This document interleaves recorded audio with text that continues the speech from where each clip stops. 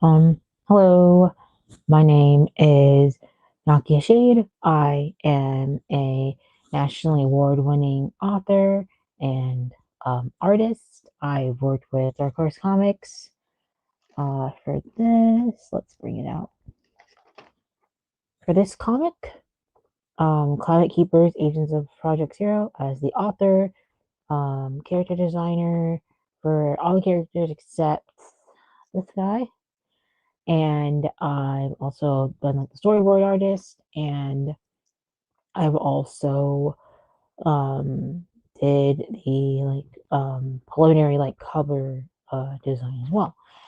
I'm also an America's Next Great Author semi-finalist 2022, and I'm also the creator of Song of Wata, which is a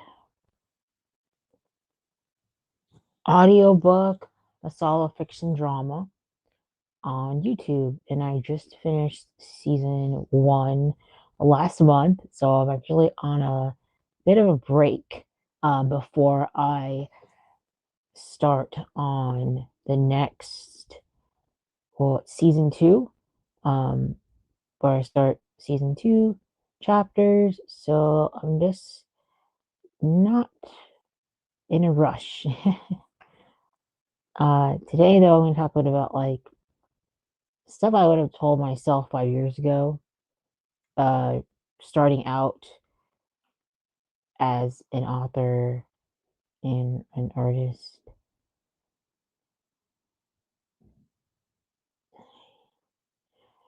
And some of the lessons I learned and obstacles I overcome and advice that I wish that I had. I'm going to leave this on the screen for a little bit. And I'm trying something new with vertical on YouTube, because now we have that apparently. Now we have vertical on YouTube, which is great, and we have horizontal. So anyone that's joining me on vertical, feel free to let me know if there's anything weird with the setup, because I'm new to it and I didn't make a secondary thing for the vertical layout. I kind of just kept it the way it was. So let me know if anything gets kind of funky or kind of weird layout wise, and I can do my best to fix it. So today, it's a draw and chill or color and chill. I finished the coloring page. This is last month's, no, sorry. This is this month's coloring page. And so this is what I'm going to be coloring today. You can grab this from my Nakia Shade Masala Dramas club on School, SKOOL. And I'll drop that in the chat so you can visit if you'd like to. You can color along with me today, or you're welcome to do this digitally. Traditionally, you can grab it from nakiashade.com. So you can grab this coloring page from. It's free, so you can grab it. And I just designed it yesterday, or not yesterday, actually. Oh gosh, when did I design this? I want to say I designed this a couple days ago, actually. If not a couple days ago, then a week or so ago. Time flies. Let me see. And also, my setup today is kind of bad. The lights are a bit too bright. It's just a little off. So I have to do a little adjusting tonight. And my camera is being a little weird on my phone. I had to delete stuff on there, so I had extra storage tonight. Okay. When did I stream? Oh, it's telling me I have 2 live streams. That's interesting. Yeah, YouTube's doing some cool stuff with streaming now. I think they're really trying. I streamed 4 days ago. That's when I finished that one. Okay, cool. Cool. I know that they just announced the update for this. Um, I want to say like a couple days ago. So this is new for me to see how it looks. I didn't.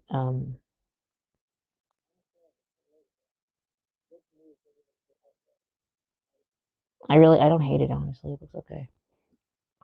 Okay, cool. Everything's looking good stream wise. I've dropped the link. So I dropped the link to the coloring page nakiashade.com. So you can grab it from there. That's what it looks like. I mean, it's a little bigger and it's more full than that, but that's like a sneak peek of what it looks like. But that I'm going to be doing today, I will be coloring that. I'll be yapping a bit about like my past self level up, like what I would have told myself 2 years ago, or no, 5 years ago, um, with the experiences that I've had with like creating this drama and running um, my own independent like studio and working on this comic with Dark Horse Comics and how like a turning point of wanting to work with like state and local and like federal like companies, how that's so it'll be like little technical stuff, little fun stuff. But before I get into all that, I also want to tell you that I have greeting cards available at Bold Coffee and Books in Portland, Oregon. You can grab those at Bold Coffee and Books. They sell them there. I have all of the ones that I usually have for sale there that are available, and they make great gifts. I can show you what they look like, but this is Bold Coffee and Books in Portland. I have all my greeting cards that I have available for sale. I'm actually gonna this year I'm probably gonna try to do something a little different where I'm like going to sign them and then when I have consignment with them because I think that makes them more valuable, especially for people that are out of town that are visiting from different countries or something like they might want that special aspect of it. And the other thing I'm gonna try tonight while if I'm able to, because I'm curious.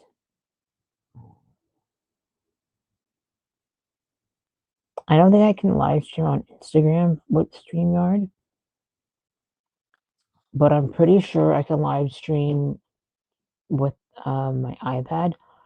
So I'm kind of curious, but honestly, they're not my like big top priority.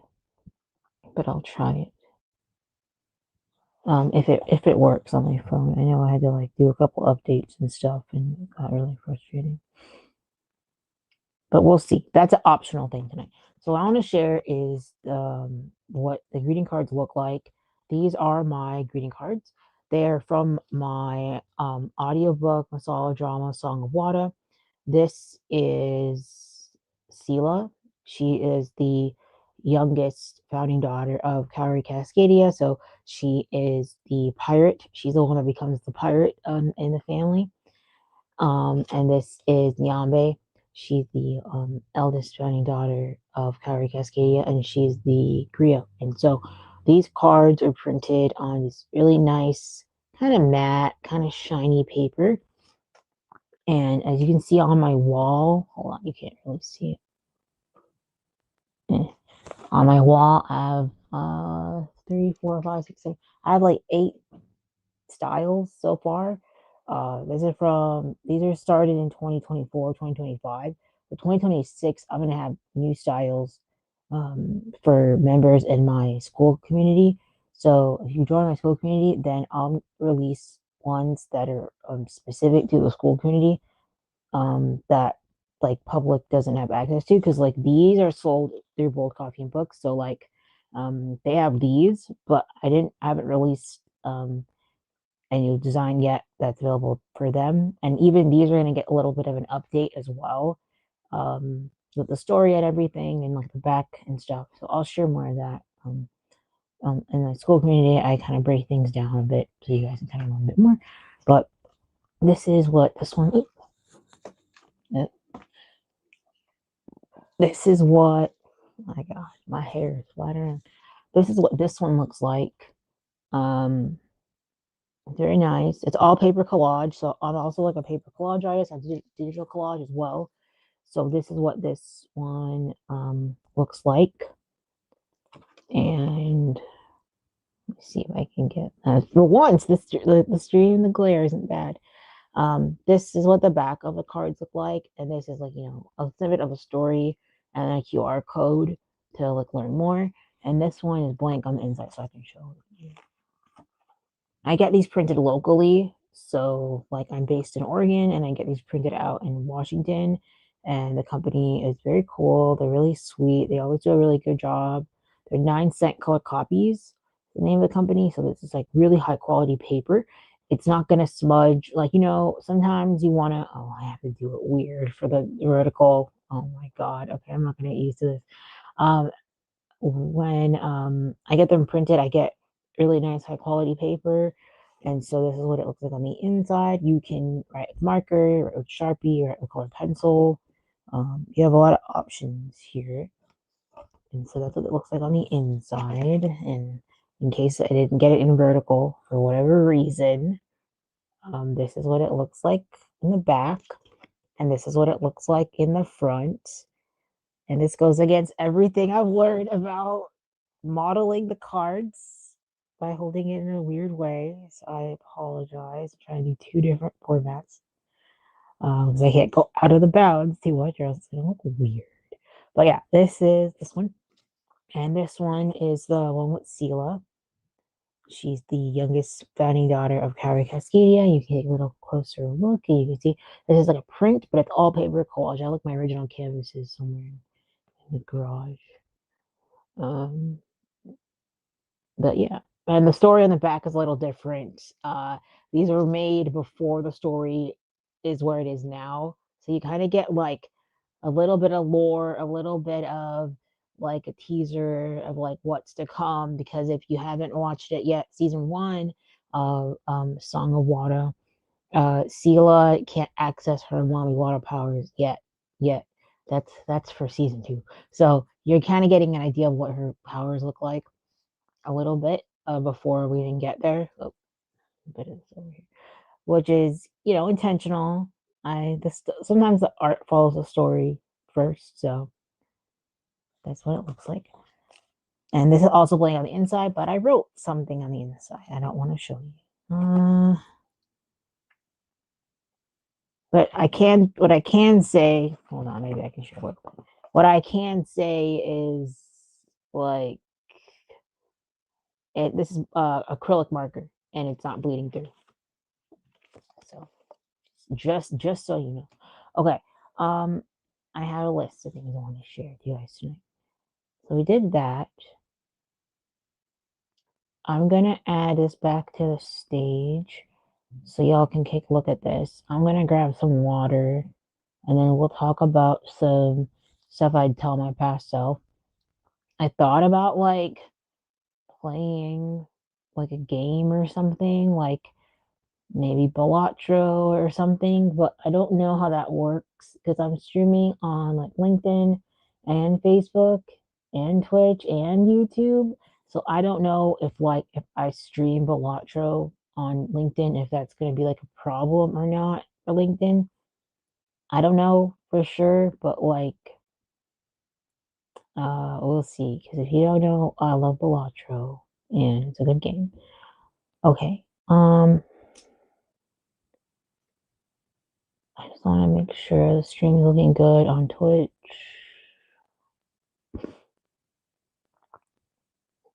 It seems to be doing good.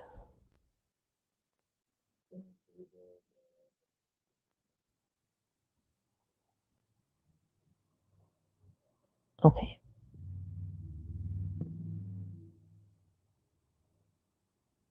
Um, the other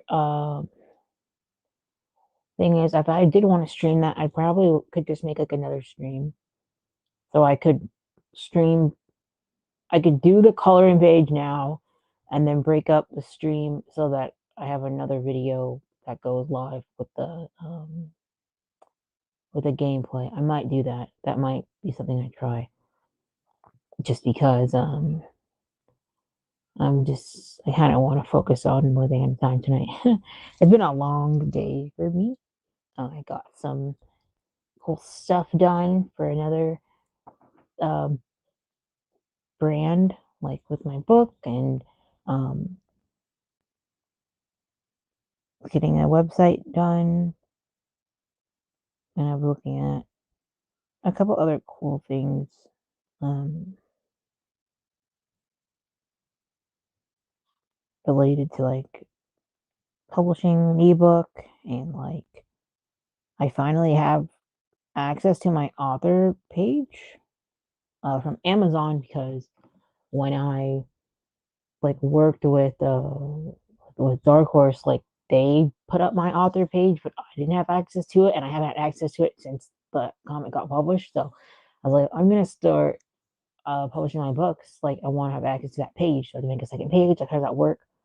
So I'm still not 100% sure if it's like if I have complete access to it, because I see that um my profile photo isn't updated yet, and neither is my bio.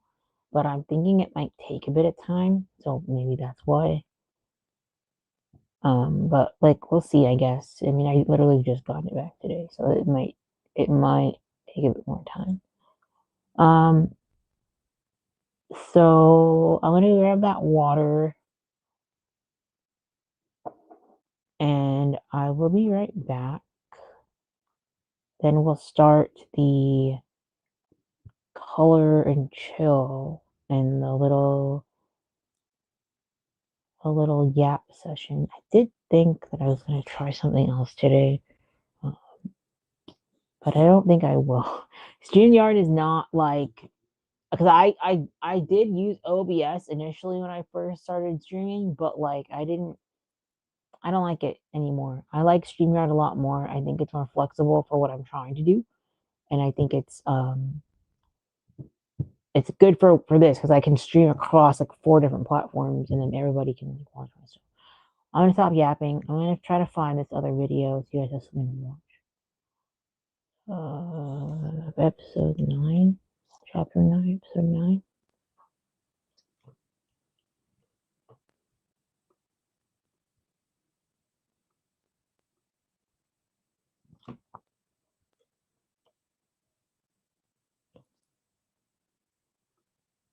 Uh,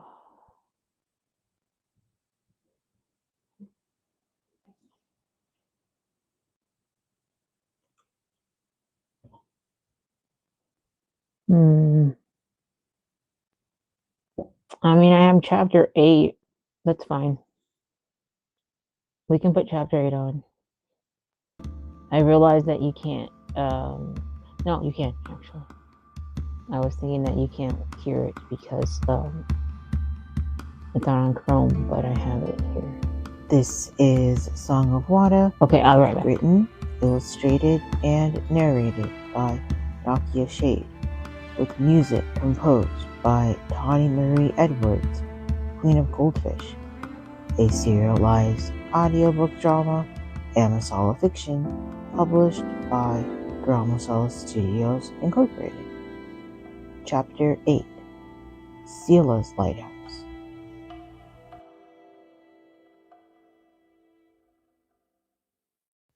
Look, those are your burdens, Niambe, not mine. I need to discover Cascadia and make my own choices, live my own life. Okay? I'm not a kid anymore. I know you're not a child. That's what scares me.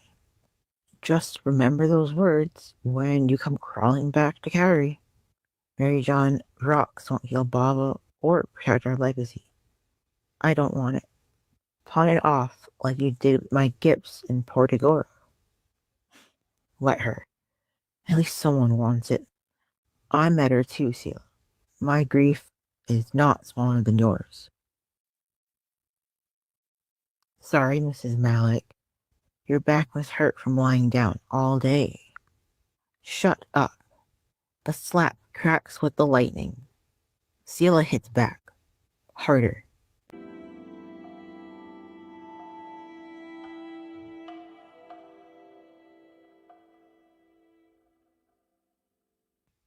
4 months of loneliness are almost over, but the sea remembers every kindness and every betrayal.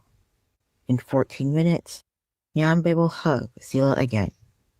News of Ambassador Delphine's offshore platform hums to the radio. We take you live to the platform off the Cascadia coast, 15 miles from the famous Hesita Head Lighthouse, home to Sister Vivian's, a private academy for. The space heater blasts warmth against Niambe's damp skin as the radio booms with a report from Sister Vivian's office. The smell of chalk and sardines fills the air, thick and lingering, as Niambe passes the checkpoint, offering the 88-year-old sailor turned teacher a lacquered box of chocolate hazelnut and marionberry currant tarts from Carrie's famed bakery, La Serena. Masalama, Sister Vivian. Masalama, Niambe. Sela is a handful, but lately she's been less so. Glad to see you're rubbing off on her. Sela has a mind of her own, thankfully, sister. I'd like to keep it that way. The space heater hums. Chalk dust drips through the air into the main hallway. Then, perfume, laughter, bright voices. The sound of 11 women rushing over at the sight of the lacquered boxes. Salam, Mrs. Malik. Thank you so much. Mrs. Malik, we sing along to your songs every day. We even recorded your gala performance on VCR. Can I have an autograph? Their excitement washes over her. Niambe smiles, signing greeting cards, notebooks, even the blue cast on Eve's arm. Their warmth reminds her of the elementary-age foster girls she mentors on weekends at the youth center. Ronnie, perched on her shoulder, becomes the new celebrity, petted and praised by a dozen soft hands. Ronnie likes sweets, right? Can she have medley rice pudding? We have extra from this morning's Hanukkah potluck. Thank you. Just one is fine. The serpent squeals, tail rattling, as she leaps on the counter to lap the cinnamon-scented pudding from a glass cup. Mrs. Malik, will you sing for us today? Please? I'm sorry, sisters. Not today. I'm here to see Sela. Aww. The women disperse, yapping and happy. Niambe exhales. Ronnie keeps munching the megwee. You'll find Sela scheming in her lighthouse tower. I'm Jane, her roommate. Jane stands by the door, cream-colored hijab pinned with star-shaped barrettes that catch the light. Thank you, Jane. Where can I leave the gifts for you and the sisters? The pantry closet should be fine. The pantry smells of marionberries, hazelnuts, thyme, and smoked fish. The smells of cowrie. Niambe sets her purse on the table. Glass jars line the shelves, alphabetized and arranged by country of origin, each label written in Sela's neat hand. This is all Sela's idea. She's very precious about the phone booth. That's my Sela, organized and methodical. Outside, the Pacific crashes against the cliffs. Ronnie coils around Niambe's neck, humming softly. From her station on the steps of the lighthouse, they wait. She observes the metal platform 15 miles out, Ambassador Delphine's newest offshore platform partnership with Crescent Oil. The shimmer begins in Niambe's cowls, a cool silvery glimmer rising through her skin. She exhales. For some, comfort means shoes off, or squelching their feet in the grass. For Niambe, it means letting her serpent and sea nature return. Her legs fuse, the serpent's tail unfurling in a shimmery, misty bloom. Scales catch the sunlight, blue, green, and silver, the colors of her ancestors and mother, whispering into water. She flips her tail to the side of the stairs, breathing in rhythm with the sea. Ronnie settles beside her, purring. Now, she's only Mami Wata again. No title, no marriage, no performance. Ronnie chirps, draping herself across Niambe's arms. Salam, Menace, Sela teases. Salam, Big Sis.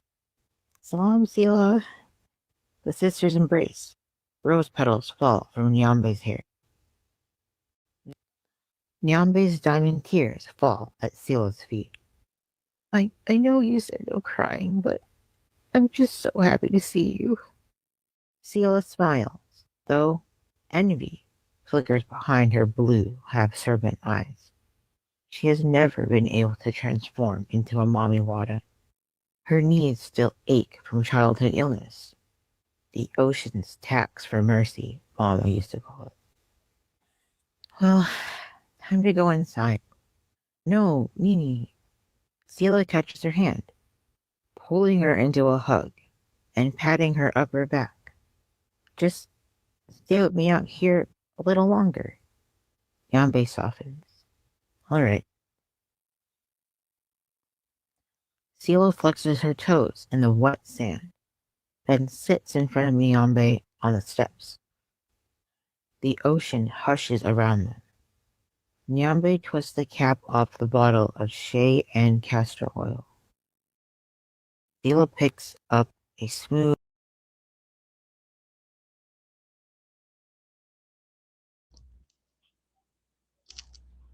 Let's solo this and then I'll get started. I just need to grab one other thing and then we'll get started. And that was chapter 8, by the way, for Song of Wata season 1. Just realized that it's not showing up exactly the way it needs to on vertical. I'm not liking this. I'll be honest, the vertical thing is kind of dumb. Like if I wanted to stream in vertical, I could. And the only reason I chose to do it is because you can do it with YouTube now. Otherwise, I don't think it was possible. And I only wanted to try it to see if it would make anybody that's joining me on mobile more inclined to watch the stream because there's more of like an access point. But I'm starting to think this might be kind of doomed because not really. I think I have a viewer from Twitch, so welcome, welcome. If you're lurking, welcome. I have a couple of people that come in on Twitch, but like they just lurk, which is totally fine. And then I get people from YouTube that just pop in for like 10 seconds and then leave. Oh, I was gonna grab my clock because it's right down the screen. I can use this one too.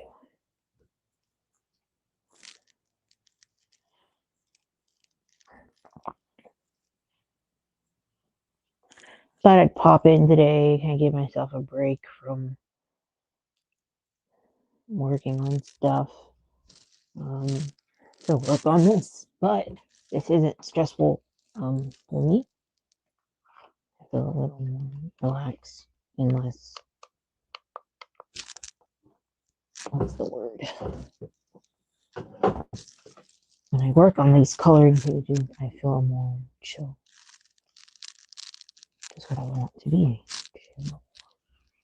I don't have any music because I don't think StreamYard is that advanced. So if anyone's on Twitch and you're used to music and like a full stream with all the fancy bells and whistles, you're welcome to send me a Cash App so I can I can get that going. Actually, let me go ahead and put that in here.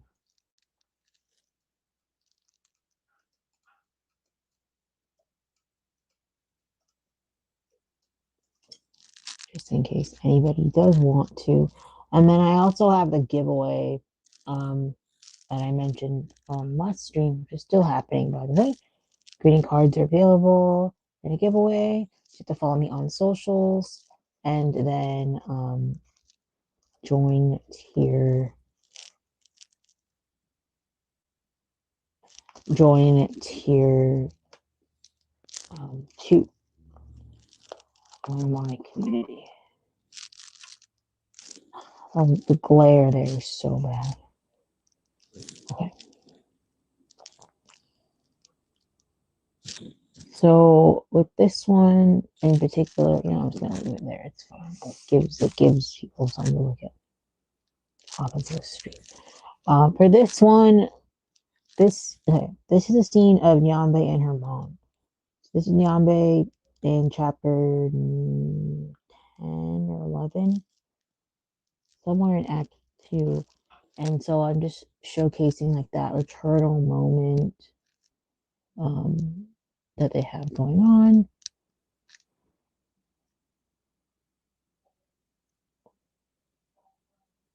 So yeah, the gift giveaway is until the 17th of this month, and I'll draw 4 winners. And then Act 1 is done. I have to like stick to the same thing, I can't call it season 1 or Act 1. So Act 1 is on my YouTube channel. Great. Okay. So, like I mentioned with this one, is Niambe and her mother. And I messed around with some like test colors, but they look too dark to me.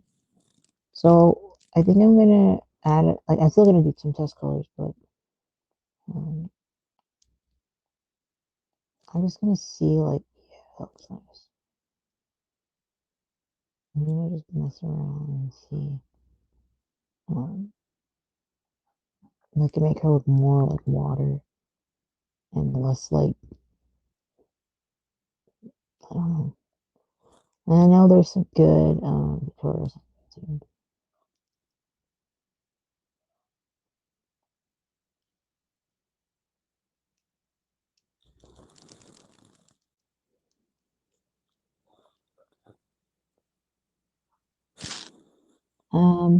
It already looks brighter. Honestly, this is really not accurate because what I'm seeing on my screen is a little more mid-tone, and what you're seeing is like too bright. So it's not very accurate, and that's probably because I have like different light source, and then the camera is not very good. It's an old camera, and I'm using an old phone, so it's probably not that sophisticated to like pick up all this stuff. I will say that this is a bit too bright.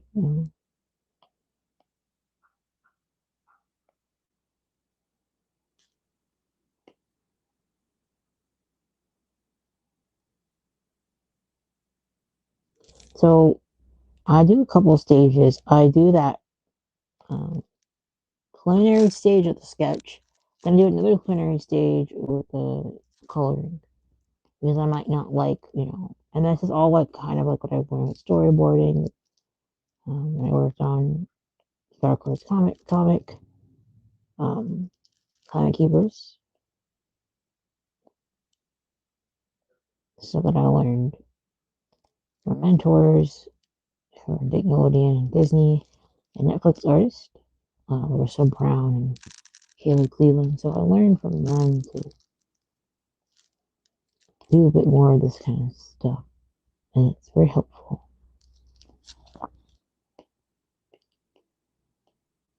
Then I'm thinking I wanted something abstract, and I'm starting to think I don't want anything abstract. I want something clear, concrete. Because she's the mother is the Yamaya is the Pacific Ocean, the literal Pacific Ocean. So I wanted her to kind of have this kind of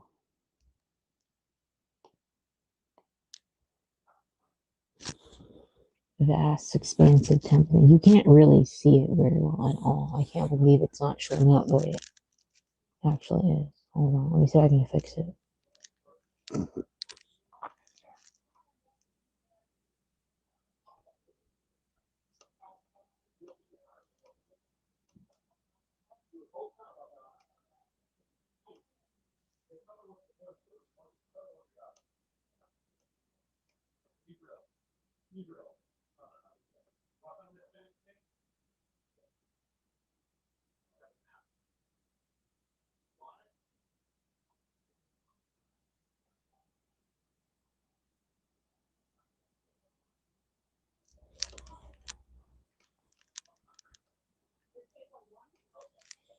It's not super good. It's okay. Um,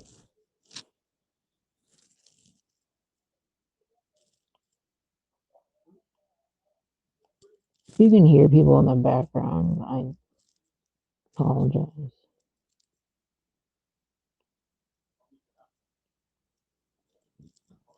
So with this one,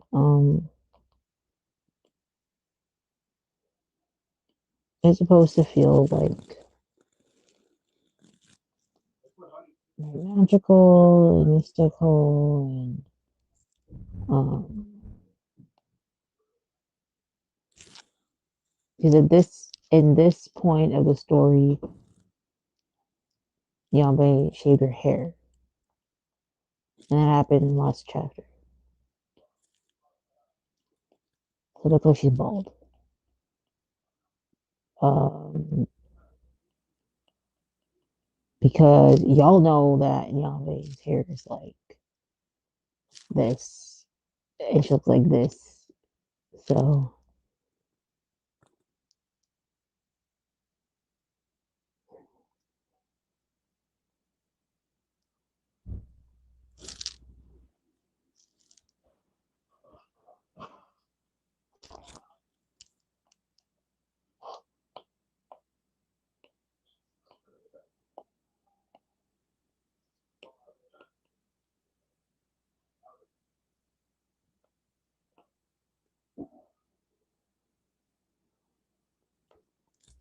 I've been on YouTube and watching like this one artist, and I think I don't know where she's from, but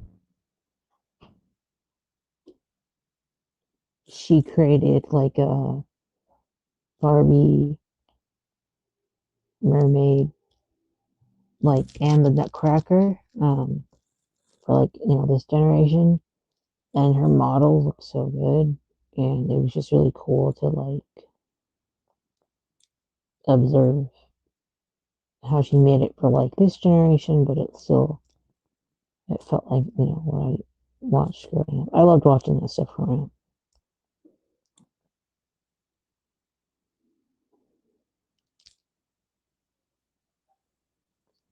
Again, I'm still exploring.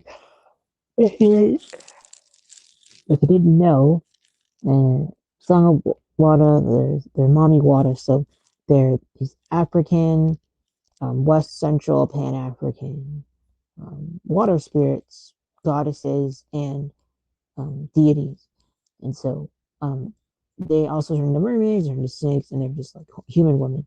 So when I was thinking about the designs, I was like, okay, they're not fish, they're snakes. They have snake skin and snake like features because they're snakes. And so as I like work on it, um, I'm just reminded that I always have to like think snake and not fish. So like the reflections on the scales and like the textures, the type of brushes, that all matters because it gives you like a different kind of look, a different kind of impression, things like that. Like I think even this brush might be a bit too weird. There was a really good brush that I had. I think it might have been this one actually.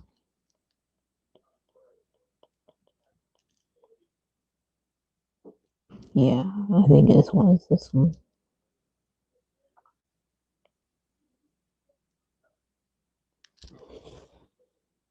Yeah. So and yeah, that's what I have to remember when I'm drawing them. Like Sela, oh you can't see it on mobile. Sela has a snake like tail, but it has like a it's weird like fishy element. And so That's where that came from. That kind of like look on their tails. This came from like thinking about snakes, and I'm like, oh, okay, I guess I'm gonna go in this direction and see what happens. Now, what I like about snakes is the way that they look. Um, have I touched a snake in person? Accidentally. I know some people, some artists that I know have like snakes as pets or as a hobbyist type of thing. And I thought she's like the coolest person. Her family does that in like shows and stuff. That was pretty cool. Um, but I don't have any snake pets, and I don't particularly think um, when I live in a new like place, I don't think that would be a very wise thing. The other thing with this one is she is a Pacific Ocean, but there is going to be interference from the oil, and so thinking about how that's going to play out, I don't know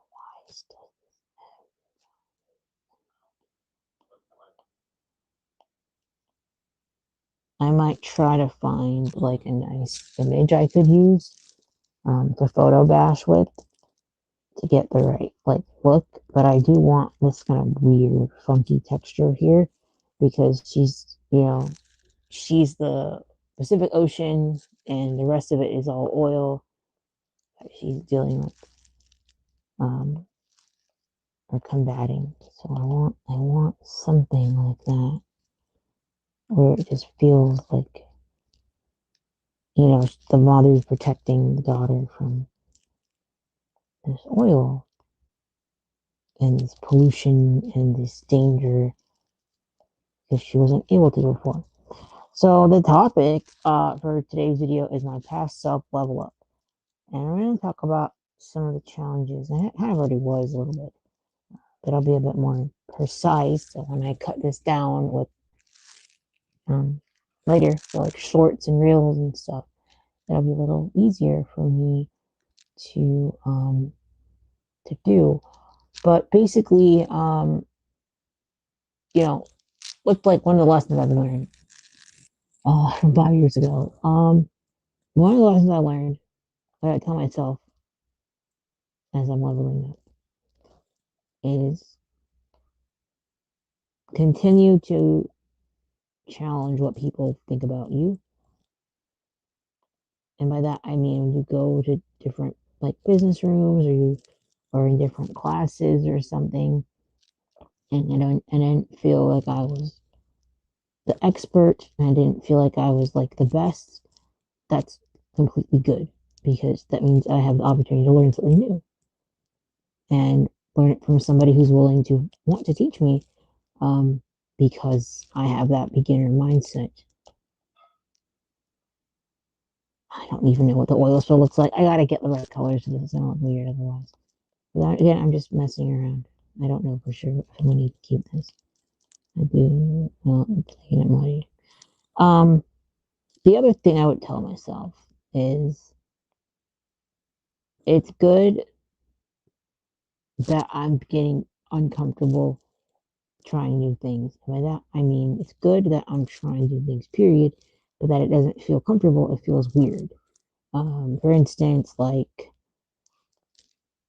what was this?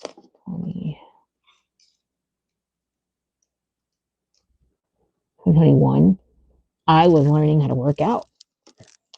I was learning how to use Instagram. I was learning how to use Instagram and posting like every day. I had a different Instagram that I would post, and I was learning how to post um, little blogs, I guess, of what I was doing on campus because I never lived on my own before that.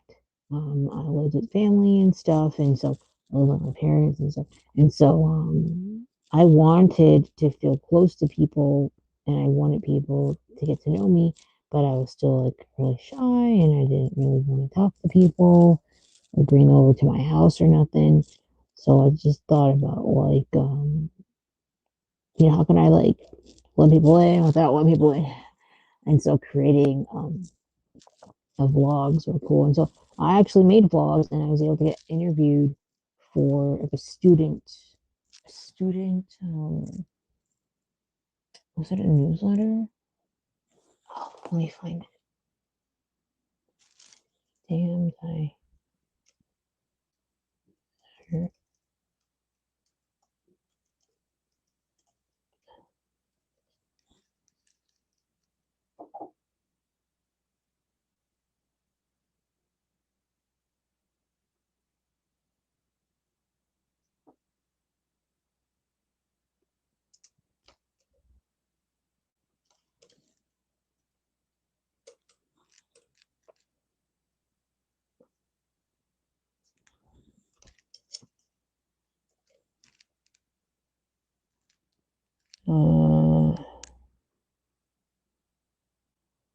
Okay, I found it.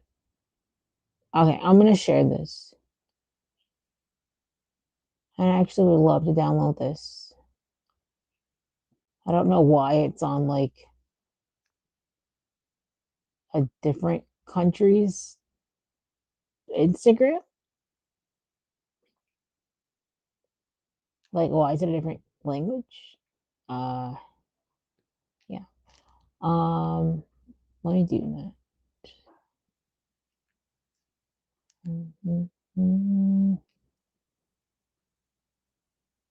Whoops. Let me pull it out.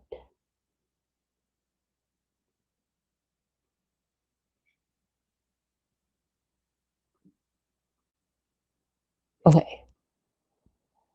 So this is what it looks like. It was called Damn Diverse. And it was during my time at LSU. And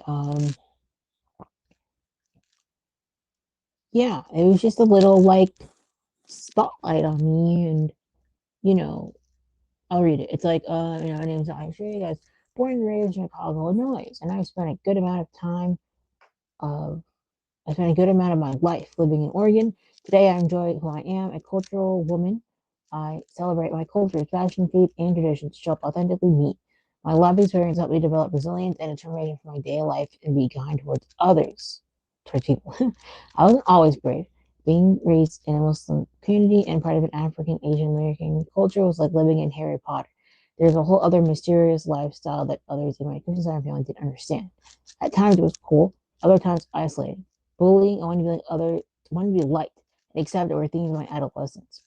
I was thrilled at the innovation and excitement of the media communications and I pursued of entrepreneurship. Brownell Studio is my multimedia production studio. I draw illustrations and write stories that reflect and open up about comic experiences in the mixed and bright communities. The name's on to my big multicultural family and my belief that each of one of us has a mixture of personality and life experience that makes us unique and irreplaceable. So this is me. I look cute, you know. I look cute. I don't know why this is in German. I think this is in German. I'm almost positive this is in German. I can't be sure. This is me. And I have some art here. Uh, oh, I can continue as myself. Well, yeah, that would be nice to continue as myself. Or not. Okay. Anyway, yeah, it's some old art. Old art. This is from like a fanfic, and then the smaller one was from another developmental Beauty and the Beast. I think I call it now. It's called something else. I think it's called Ashurastum or Suri. It's either called Ashurasa or Suri. I don't know which one it is. But this was like Tiger Prince. This was an old one. Um, and it was just it was what I was working on when I was learning from Larissa Brown and Caleb Cleveland um through OC Art Studios. This was around I think it was a year later that I had that um the Black Artist Scholarship, and then I was able to learn from them. That was really cool. Um, I still looked cute. I always look cute, you know. I always looked on point. I always dressed for my body type. I always dressed really cute. I actually really like this outfit a lot. I think I still have this jacket. The decklets broke, and I don't have that shirt anymore. I turned the shirt into a turban. Um, but yeah. Huh. I think those earrings are gone too. Anyway, um, oh my gosh, I don't even think it went on. No, okay, hold on. To give you my spiel again. So basically, what I was saying was that, hold on. This is an article that I was from my vlogging on campus a couple of times, like a week, I guess. I didn't have a lot of time to vlog on campus, but I vlogged like regardless. And so that caught the attention of one of the gals that ran this like student vlog, like Instagram um stuff. And so she spotlighted me. And so this is my piece. This was from 2020. So this is like 6 years ago. So what I would tell myself then was, yeah, continue to keep doing this kind of uncomfortable stuff. I was not, I was actually, even during that time, just wanting to take up like student media. So I was like a part of the Orange Media Network. I was like on student projects, student film.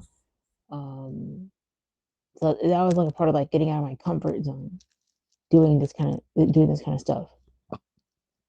And yeah, I read it, so you guys can like look it up. It's called Damn Diverse, and my article is like from 2020.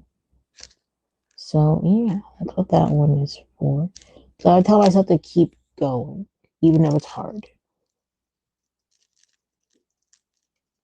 So that's number one. Yes, I'm writing these down so I can make a little Instagram post. The second thing I would tell myself is to, yeah, keep dressing up how you want to dress. I I've always dressed well, but I definitely in the last 5 years tried other stuff. Um, wigs, turbans, braids, shaved head. I tried a lot of different stuff because I wanted to see if it looked cool or not. Um, and I liked it because I got to try new things. There's people live their whole lives never even cutting their hair. I mean, I just tried whatever I thought looked good because I wanted to express myself and I wanted to play around with fashion. I think that's the whole point of fashion is to try new things. And it was my comfort zone, like I dressed like this every day. I didn't get dressed up for this photo shoot. This is like what I would wear to school. I looked like this going to school. I didn't look any different. Um, no, I don't want to. Uh, um, so yeah, like I would dress like this going to school, and I didn't. I didn't care. Like I got a lot of compliments. A lot of girls gave me compliments. A lot of gay guys gave me compliments. People thought I was staff. That was the funny part. Whenever I went to school, I had other faculty and staff think I was faculty or staff because of the way I dressed. So that was a big compliment for me. I could have milked that. I could have been like, yes, I am. Give that assignment.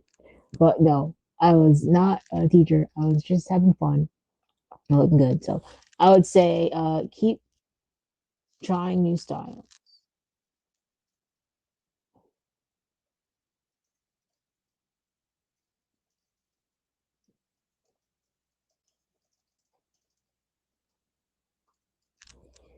The other thing with my like level up that I would say is I got a lot of attention from the guys too, not just the gay guys, who actually gave me a lot of good fashion tips. When I went to America as a good author, um, I got some good advice from one of the guys. He's like, "Hold your purse a certain way," and I was like, "Okay." I never thought to do that before. So he was like really kind of. He's like, "Yeah, you just hold your purse this way, and you look way better." I'm like, "All right." So I did, and yeah, that is why I hold my purse a certain way. The other woman do it too, but I didn't know that. It took him to tell me. Just that. Um, what else from this time period? The other thing was definitely to reach out for help. This was definitely like a time in my life where I needed a lot more support academically because, like I said, I'd never been to school like away from home, so it was a huge culture shock for me.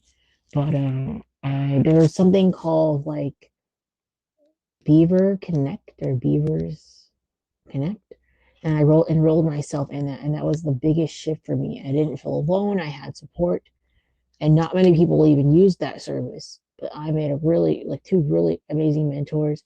One that I still keep in touch with, and the other faculty mentor. I don't really connect with her too often. Maybe like once a year, I'll reach out to her. But the other peer mentor I had, I always connect with her. She's super cool. She's super chill. I don't think she watches my YouTube, but like, yeah, I, I really, I don't know. I felt really grateful for that service, and I just think it's so important to have stuff like that, especially when you're new. And I was like, yo, it doesn't even matter how old you are, bro. I was like 27, and I reached out to them, and I was like, is this for like 19-year-olds? I was like, you know, I don't care if it's for 19-year-olds. I'm gonna use it anyway, and I did, and it was free for me to use. I just have to show up to my meetings. So yeah, reach out for help. Um, I've dealt with a lot of different challenges in my life, and the only way I've overcame them successfully and broken the chain and broken the cycle is because I got the help that I needed in different areas.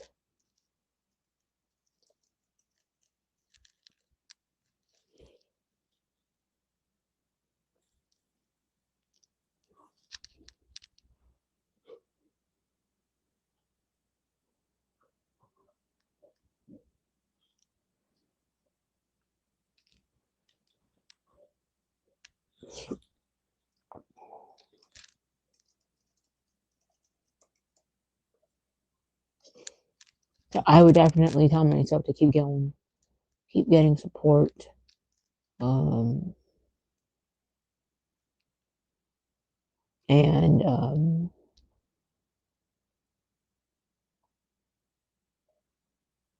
reach out, reach out for that support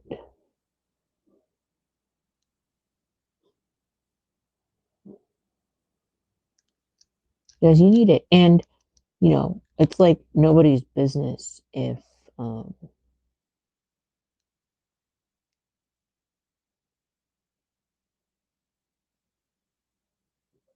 like what kind of support that you need. And I think that's the other thing I learned. Like, keep your problems to yourself. And I only took me up to the last couple of years to realize like nobody cares, and you need to do what's good for you. But keep your problems to yourself, especially in this kind of environments, college and high school or whatever in life. Like, people will use everything, to cause you problems and to just do all kinds of stuff that is not beneficial. And so I would say that I would, having learned now last years, keep it to yourself. That's number three. Keep my problems to myself, and the only people need to know is my therapist. They see it. So I think, especially for women, especially like at the younger age, we're like brainwashed into thinking we need to tell everybody our problems. Nobody cares. Like legitimately, nobody cares unless you're that person's child or loved one. Maybe, but beyond that, nobody gives a crap, dude. I'm telling you. Telling you because I used to be the type of person that overshared. Trust me. I overshared so much, I'm surprised people even want me around. And again, it came from like wanting to be liked thing, or even thinking that I had to be liked by people. But it was just like that desire to be liked was there. It was so strong. And except because I didn't love myself enough. I didn't care about myself enough, and I didn't prioritize. I didn't make myself a priority. I always had to be, doing stuff for other people, or I had to be around other people in order to feel like I, mattered because I didn't love myself. Um, like I truly only did stuff to get people's, validation, and that I think that a lot of women deal with that.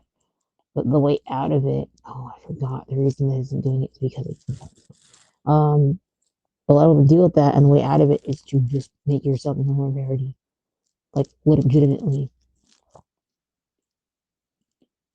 But a lot of girls are brainwashed, especially when you come from an Asian culture, um, to put like family first all the time. So, okay, I'm just going to put this here, or I'm just going to delete it. Um, and so I had to unlearn that behavior. Like I was my like a home care worker for like my grandma. I was like unpaid, and yeah, I love my grandma. I love my family, but there's a time when doing that kind of stuff can literally tear you apart, and that was where I was at. And now I just like hang out with my grandma, and everyone helps take care of my grandma, and I help take care of my grandma when I'm able to. But before it was like too much, and I didn't care because I just wanted that validation and attention. So that's another thing I would tell myself. Like maybe number four would be to prioritize yourself. Like genuinely, like my needs and my wants and my self care and my level up. Like that was like the beginning of my level up, going to school, living away from home, and that was also the beginning of my level up from being a pick me. Thankfully, and I'm not even gonna go into it. If you know, you know. Now I'm not. But back then, my God, goodness gracious. We all deal with it now. I mean, it happens. You can completely bypass it if you just go to the right people and you have the good people around you, good women around you. But we all deal with it when we're young. I was a little older and dealt with it too late. I live in a very strict, brainwashy kind of culture. Um,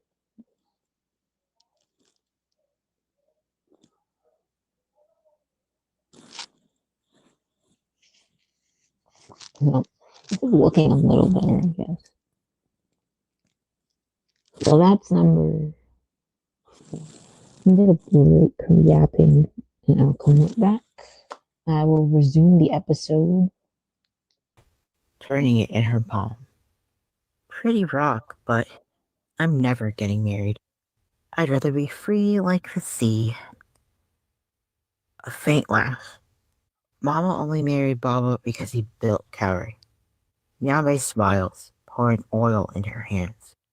You always say that, but there's plenty of fishermen in the sea for a Mami Wata to catch. Sela sorts. Then, without missing a beat, she leans back and admires Nyambe's hand, her fingers quick and light. Your technique's improved, Nyambe murmurs, running the oil through Sela's curls. I barely noticed. I'm so proud of you. I have lots of time to practice on Sister Vivian, Sela says, and the ring glints between her fingers, freshly pickpocketed. Yambe pauses, mid-stroke of the vented brush. Sela grins. It's so big, you have to turn it around so the diamond doesn't get stuck in your hair. Obnoxious. I'll take it off your hands. Nice try. His wand will have a fit. I told him to replace it.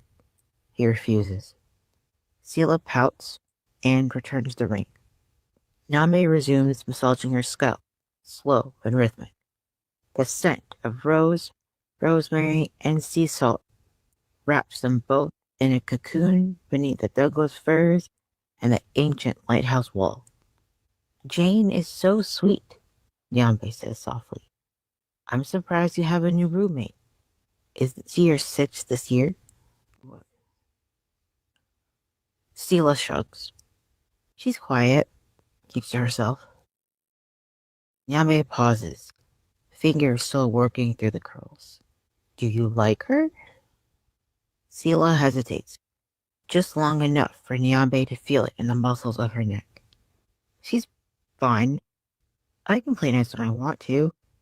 And anyway, she knows a lot about Mami Wata and human medicine. She's studying to be an MD doctor. She prescribed me an herbal salve for shedding in cold weather. Niambe hums. So, the last 4 years, it's just been you? The only Mami Wata at the academy? Did the other sisters treat you well? A small silence. Sela folds a stray curl behind her ear. Of course they like me. Just not enough to see me. The sisters like Sela well enough, the way people like someone who's always there, but never fully there. No one disliked Sela. They just didn't remember to notice her. Not like Niambe. Niambe's hands soften instantly. Her whole touch becomes gentle, protective. Yeah. Sela reaches into her caftan pocket and pulls out a grungy leather journal, flipping to a marked page. Most of the Mami Wata are too afraid to come here now that Mom's gone. They don't feel safe with Delphian power. But some still visit, seafaring traders from the coast, or those who ride in from the mountains on horseback and water trains to trade. How do you know that? I go to Portugal when Sister Vivian needs help. She won't drive at night with her cataracts.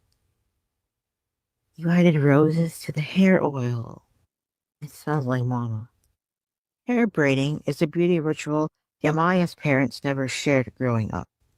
So she kept it sacred for her daughters every weekend, braiding their hair into Guada styles, adorned with cowrie shells, flowers, seaweed, and gold clips. Mama and Niambe would hum Guadanese songs while the chefs served fried shrimp, greens, red beans, and rice. A melody rises to Niambe's lips. Sela closes her eyes, breathing in the song, breathing in the past. When she finishes the last braid, Niambe reaches for the small jade mirror she brought from Kauri. She holds it up gently. A quiet beat. The waves hush themselves to listen.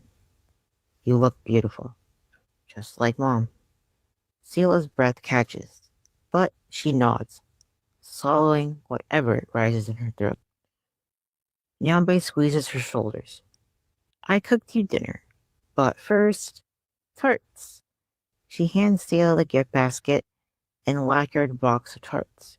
Ronnie, ever the helper, coils around the glass chai cups and uses her tail to pour chai from the thermos. My favorite, Marionberry. Sela pops the candied Marionberry in her mouth, while Nyambe licks the chocolate ganache off the hazelnut tarts. Later, after the tarts and chai are gone, inside Sela's lighthouse, Nyambe reheats the home-cooked dinner. Sela's room is decorated with nautical themes, maps of foreign lands spread across the dining room table and pinned along the walls. A vanity with jewelry boxes and neatly pressed outfits from Asian and European countries hung on a rack. A flourishing window garden and old swords etched with the family crest. What happened to my gifts and your collections of gizmos and knickknacks? It's way smaller than I remembered. They're in storage. I'm a minimalist now. A cassette player hums softly, a woman's voice slipping between Arabic lyrics and a dusty guitar riff. Your room looks like Baba's office from his pirate days, Nyambe says, brushing a map edge with her thumb. I spent a long time getting it right. Sela lifts a shrimp, drops it into the red beans and rice, then tastes the salad. Wow, blackened fish with cucumber salad, hot water cornbread, red beans and rice. You remembered. At the mat-covered table, Niambe whispers a quiet duo. Sela folds her hands and thinks. They place the napkin neatly on their laps and begin to eat. You cook like Baba. Niambe puts an extra serving of hot water cornbread on Sela's plate. I packed you extra meals for the week. You know, he was trained by world-famous chefs during his time as a pirate. I only remember the basics from watching him cook. In Carrie, the chefs cook, or we eat out.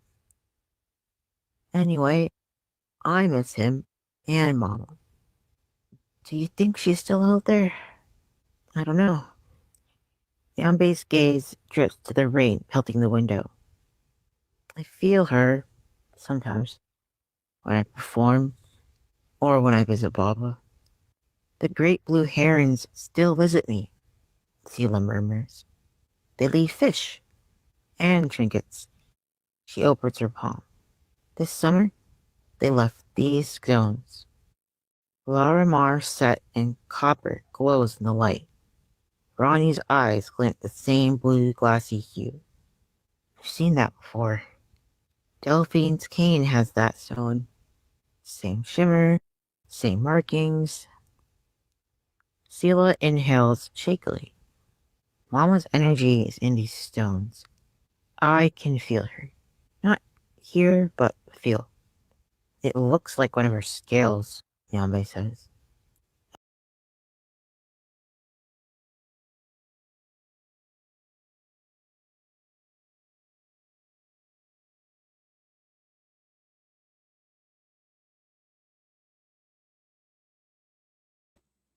I am back.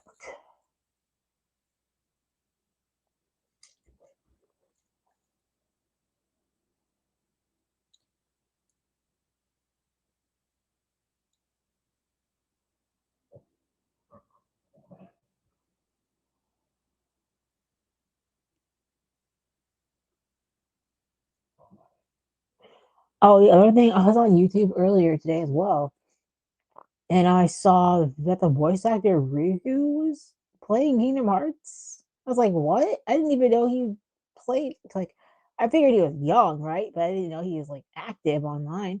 He was on Twitch. He was streaming on Twitch and YouTube. I was like, okay, wow.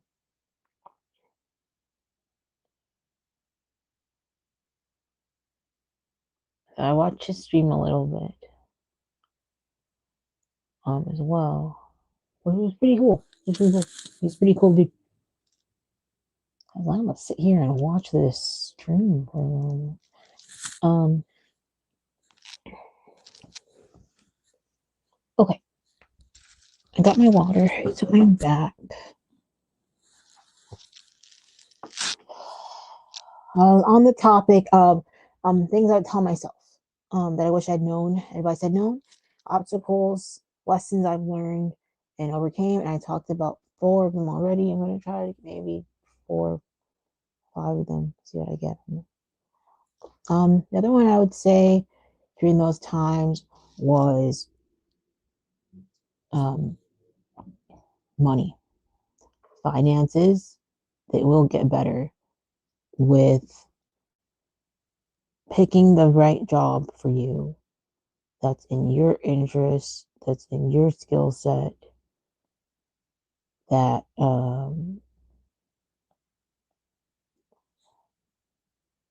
is what you're capable of doing.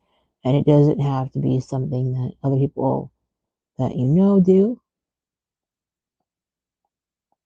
because that doesn't mean anything, especially if they're not the type of people that are satisfied, they have job satisfaction, and that means different things to different people, which is why I started, you know, in college, 2019, I started my company, Groundswell Studios Incorporated, because I took the entrepreneurship class and I was like, okay, I'm not going to be a doctor, but I don't have support that I need. And I'm quickly turning 30. and I quickly wanted, a quick solution, or rather, I just wanted to feel like I had made a good choice. And so I had my mentors, my faculty mentor, my peer mentor, all the staff that I had made friends with, and all stuff that I learned from, and it was a good choice for me, and that's why I went forward with it.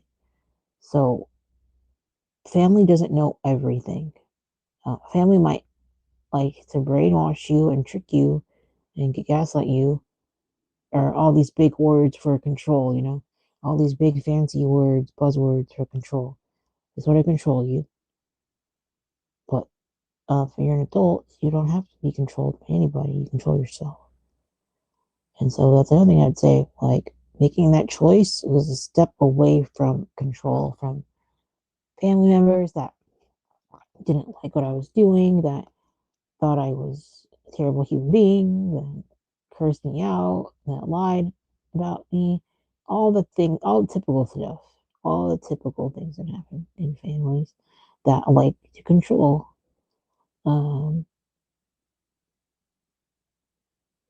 Eventually my parents came around to me doing what I do right now because I am earning money from it and I'm becoming self sufficient and I'm becoming well known in my communities and I'm becoming, consistent with it and I'm day by day, year by year, doing better and doing my best. And yeah, even if they didn't come around to it, I would still do it. I would still do what I'm doing now. I would never stop because I don't care.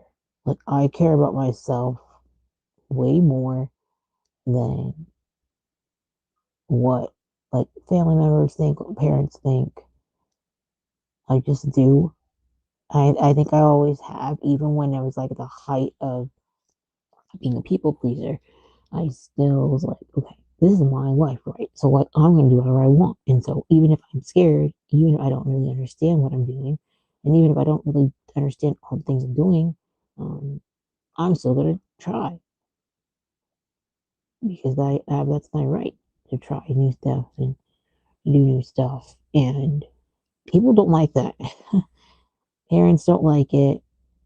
If you know people that you're close to, they unless they're like also the type of people to do that, people generally don't like it. And so it just took time. That I was close to come around, but I was already doing my thing. I was already getting awards. I was already being spotlighted on like, you know, community college websites and I was already getting my life together. So I didn't really care at that point. Um, it's looking really cool. This is looking. I almost thought I was gonna get rid of this, but I'm actually really liking this a lot.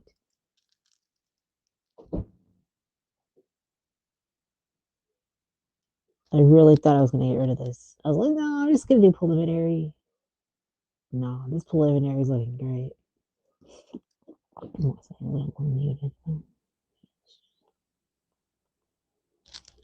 So yeah, that's what I would tell my best self. Keep going. Keep going. Keep being considered a misfit. Keep being considered problematic or whatever by people that are close to you that don't care enough about you, but they also don't want to know about what you're doing. They just don't like that you're different, doing your own thing. Um, so that's number 5.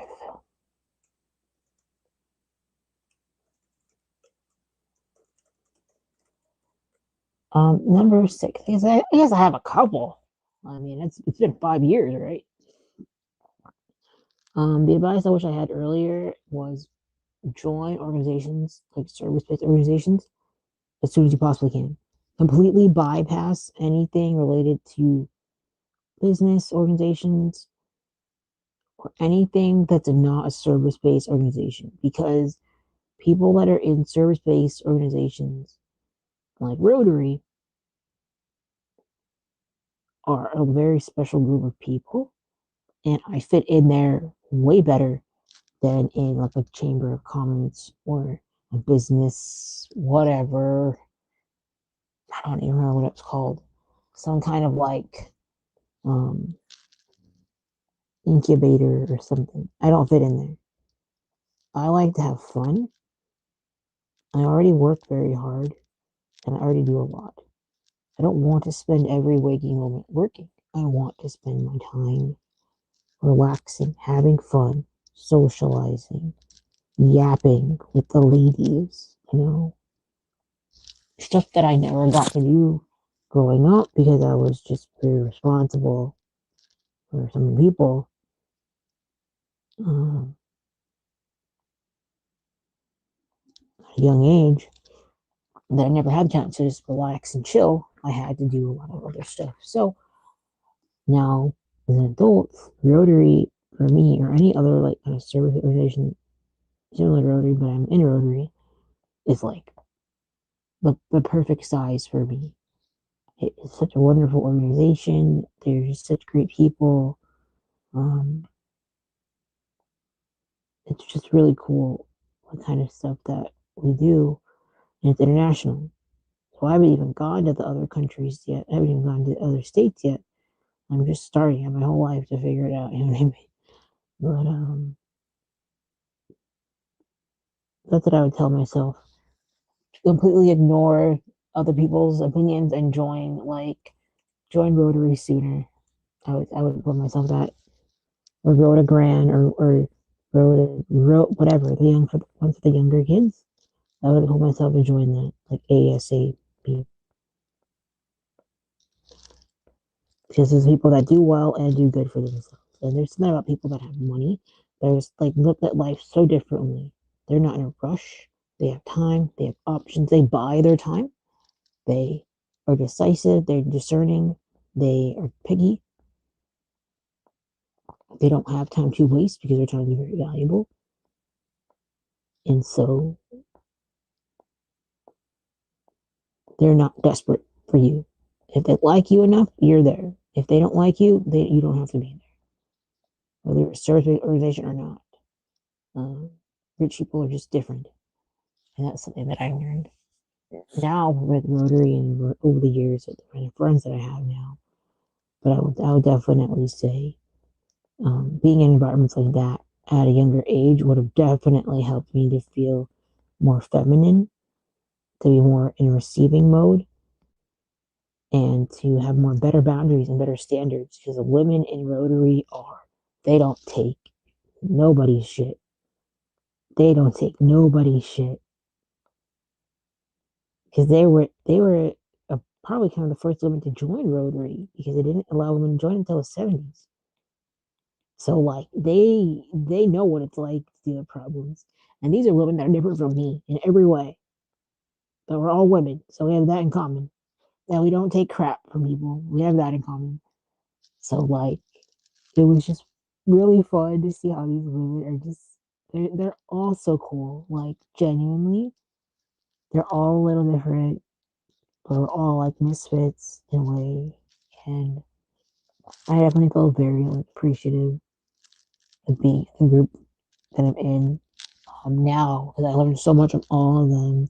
I call them my aunts. I'm like, all right, aunties, let's go.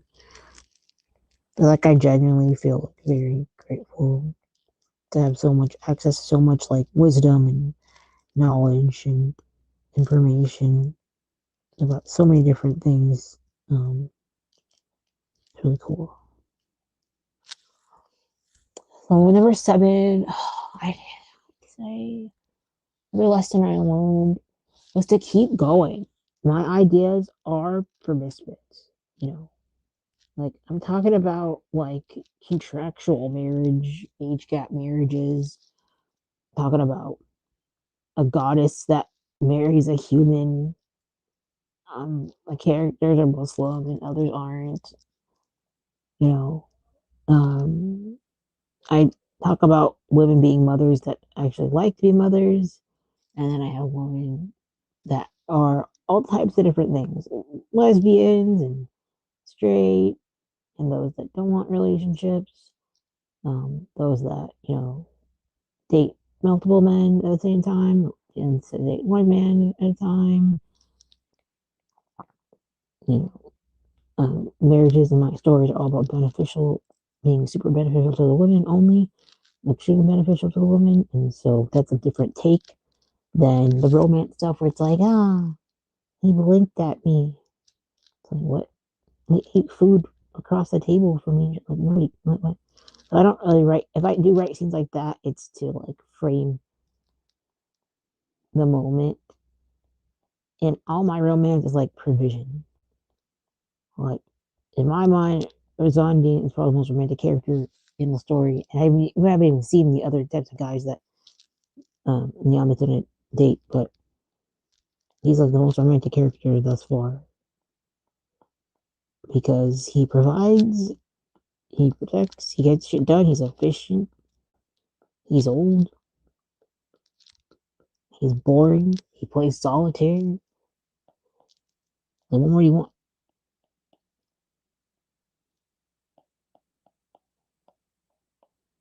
And I like breaking that kind of thing because in real life, like age gaps are way more common than people in America like to think. And it's only in the West because it's just propaganda and brainwashing. Because it's a fantasy and it keeps girls coming back for the Hallmark life. They want the Hallmark thing. I was on I was watching uh Shira Seven's channel and was like she had a comment that was like from one of her viewers and it was like, do you or C drama Cairo's like real? And I was like, this poor girl is in Pick Me Hard. And she's obviously like gone through a lot of problems and challenges in her life, so she's using fiction to cope. But her question was, I thought it was like kind of sad a little bit, her question, because it wasn't like a simple question. It was like a cry for help. But then she was like, no, that's all fiction. It's just about fantasy and keep hope alive. So even if that girl was maybe my age at the time, because I was like 27 5 years ago, I would have been like, ooh, I want to know the answer to that question. And so that's why I make my dramas what I do. Because I know people are going to bid my stuff. I know my stuff is good.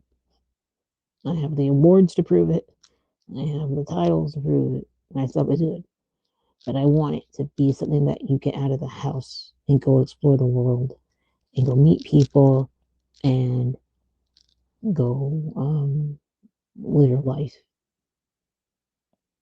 and not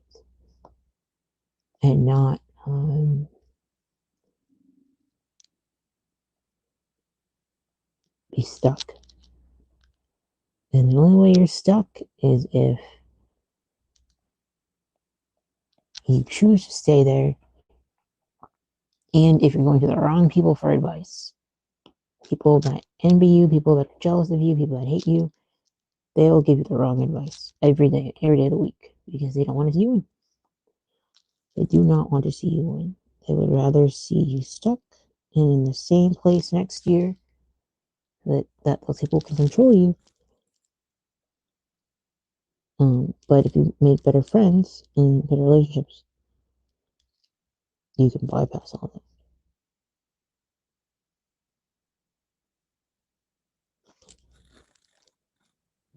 that. Beneficial friends, beneficial relationships, beneficial connection. It all has to benefit you. Otherwise, it's a complete waste of your time. And that is not harsh. Your time is very valuable. My time is very valuable. That's why I get on here and I live stream my art process because I could just sit here and doodle, but I could get paid. I can monetize my channel. I can promote my grading cards. So somebody a year from now who comes across my channel and be like, "Oh, I want to go to Bold Coffee and Books in Portland and buy your cards." I'll be like, "All right, good to me." I think I'm gonna try something here.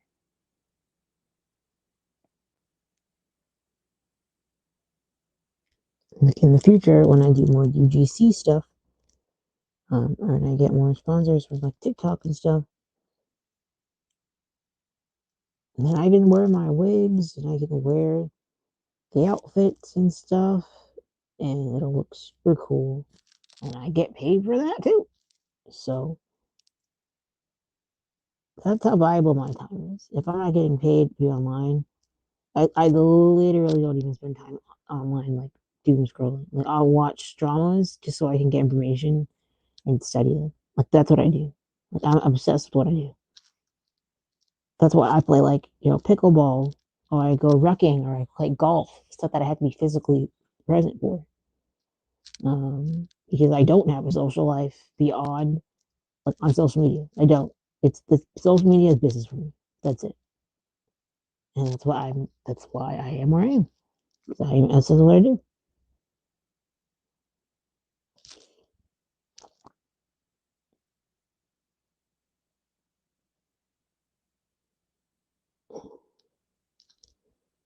I know there's like shorter content I could do on Instagram, but that's why I have my reels. I follow a couple of like sales based influencers. I'm not gonna say the name because they're not politically correct, but neither am I. In a lot of ways, uh, my views are not super whatever, but they're my views. And they're not about being right or wrong. They're about being mine. And so, she's super cool. She's super active, but she's like selling like a lifestyle. And I'm like, does anybody really want to like look at my lifestyle, like how I draw or like what I do in a day? So I'm gonna, I don't know, I might try a couple of those that I feel comfortable with. I think the one thing I love about my lifestyle is that it's very, I'm being more structured in this quarter for sure, because the weather and everything, and I want a more structured schedule because this is the weather that I'm just like, ew, I hate being outside, but I hate being inside.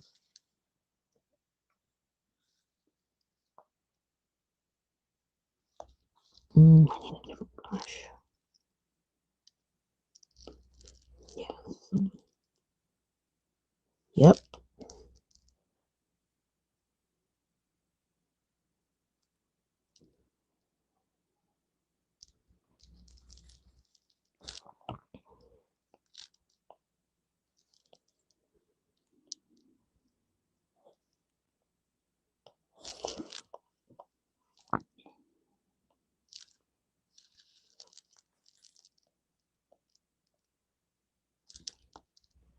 Mm, no, that's fine. Um, the number 7 would probably have to be, I think I mentioned number 7.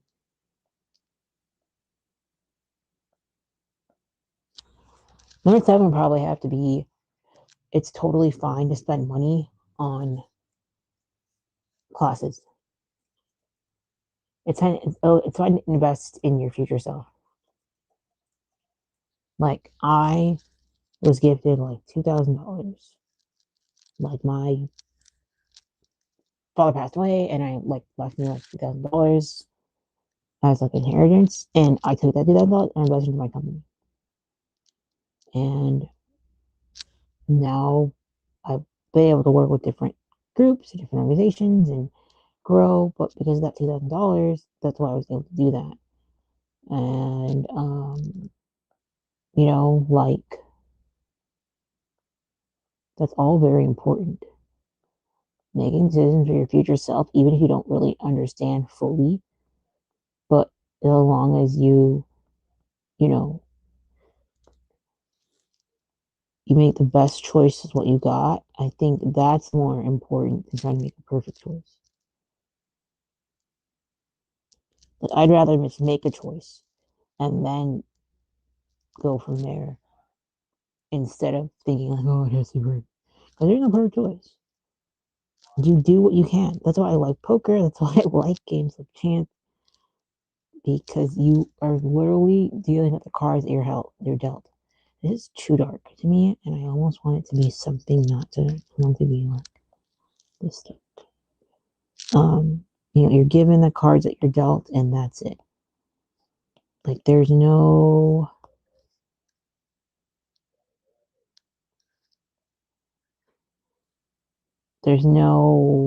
other way to go about it. Like that's the only way you can get out and move on. And so I think about that, how I invested in personal development, like writing, physical health, mental health, how I invested in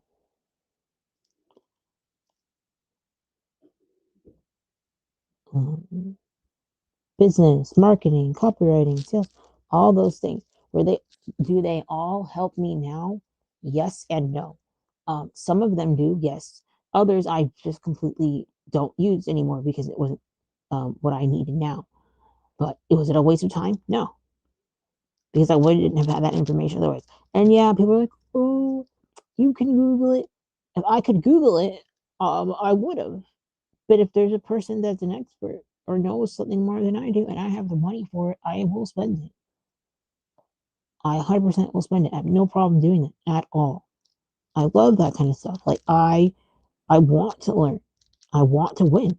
Hello? What's the fastest way to win? Hire an expert. Hire an expert. Hire somebody that can teach you to do the thing that you can't do. That is the fastest way to win. That is the fastest way to win. And that's why when people meet me and I say what I do, it's like, wow, like you're so accomplished for your age. Like you're so young. I'm like, because I invested into myself. Like, wow, like you got so far so quickly. It's like, what else? Like, what? Thank you. But yeah, you gotta be obsessed with your thing. And it's like that spills over into other parts of life, and it just makes for a better um oh my god, it looks so nice. A little too strong with it. I'm gonna use a little bit of color balance.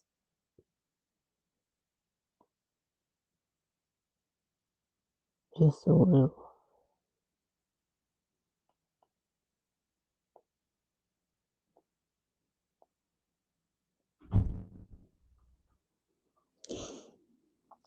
I'm gonna use gradient map just so I can see if there's anything of interest here. I almost feel like I kind of did everything that would be what I wanted, but just in case, I do think that's very pretty.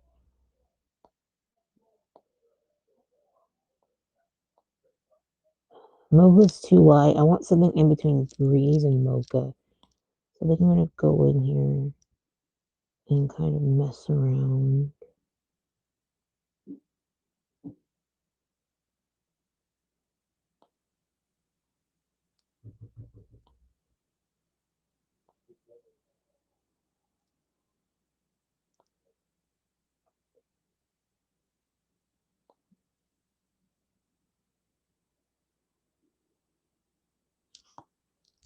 Okay, that looks good. So I'm gonna go in with this gradient map and I'm gonna try to test out some different colors. I just want to see if layering in different like blend modes make a difference, or if it's something stupid. Like you don't really know until you try.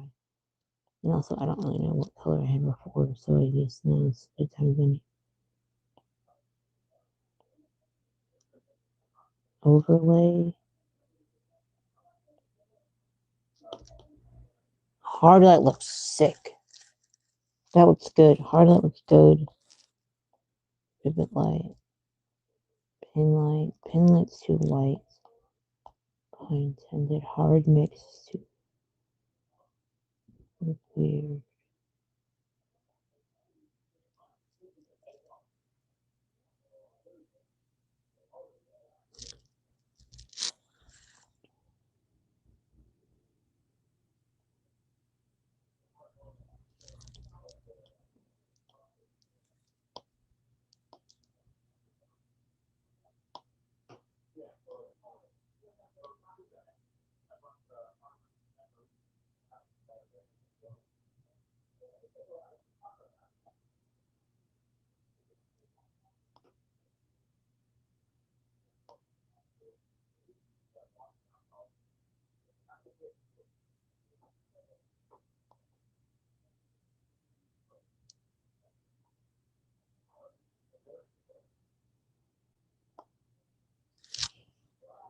Great. Okay. So now I'm gonna, other than that part, I'll do it one more time, but this time I'm going to just make sure that it's a like a noise, a little noise.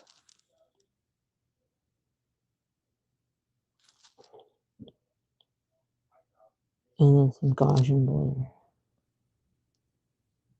But honestly, I'm gonna add Gaussian blur.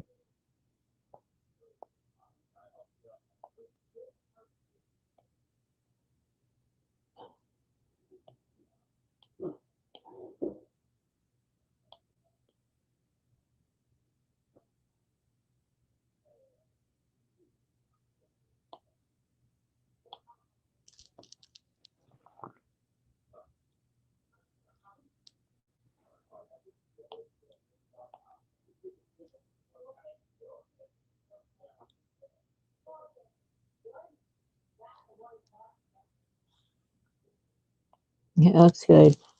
Um,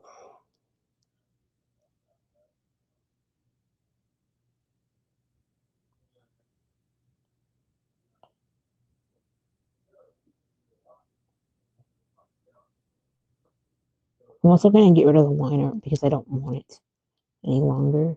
So that's why I made it a little lighter. But now I'm going to do Niambe's details, and then I'm going to go in and have her details be like the main line. So, what was I saying before? I forgot. Oh, investing in yourself.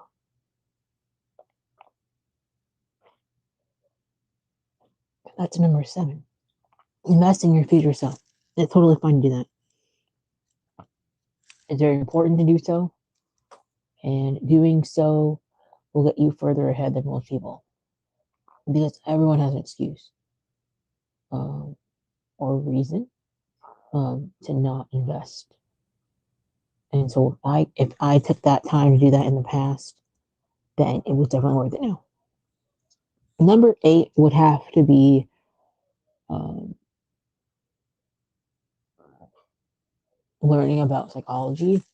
And while that presented some challenges because of overthinking, it helped me understand my thinking patterns way more. And it helped me to put what was happening, like separate myself from what was happening in my day to day life, different challenges, different issues. Um, it helped me level up mentally way faster. And so that's why people think that I'm older, but because I spent a lot of time um,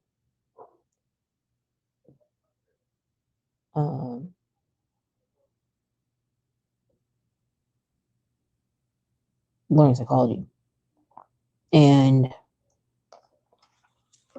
I think if you, I think I'm gonna use like a darker shadow.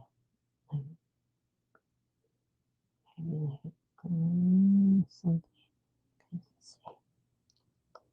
It's good, but it's like not dark enough. Still not dark enough for some reason. Where is it? I'm not quite sure why it's.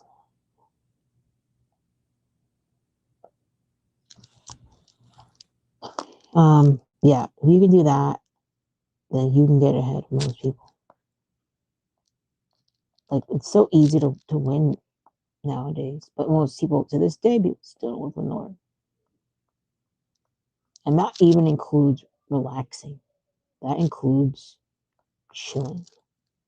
That includes spending what you like. That includes like doing fun activities. It doesn't mean working on that because my mom's like that. She's a workaholic. She works for herself, but she works all the time. And it's only recently that she has learned to chill and to not work so hard. And I was like, I don't want to live a life like that where I have to work hard all the time, even when I'm supposed to be relaxing. And that kind of stuff isn't good for you either. That kind of stuff messes up relationships, it messes up friendships. It's just like, and that's what you want to do, that's one thing. But if like you have commitments to other people or like relationships or other stuff, that can get in the way of those things. And I'm like, my mom's a great mom, so I'm not saying like she's not a good mom. What I'm saying is like there's a time and place for work. There's a time and place for for doing stuff. And it's important to separate that time and place. If you're just yourself, you're not constantly checking your phone, so that you're not constantly, you know, distracted.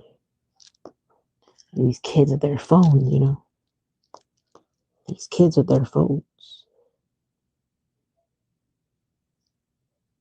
Who would have thought as our parents that are the ones that are attached to the phones?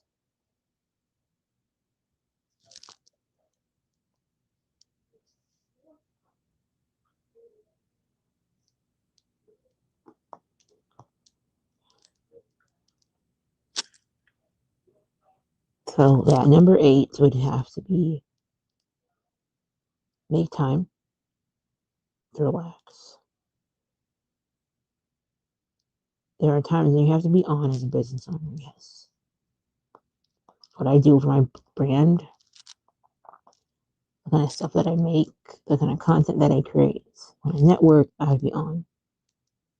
But there are times that I don't have to be on. And when I don't have to be on, I will not be on. Whoops. I don't know how that happened.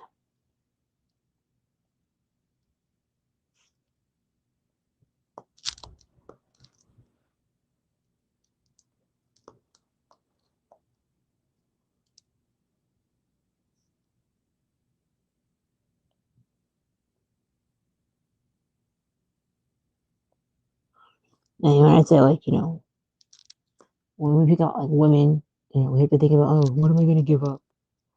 There's women that have it all, man. There's women that have it all. You just gotta ask her what she did.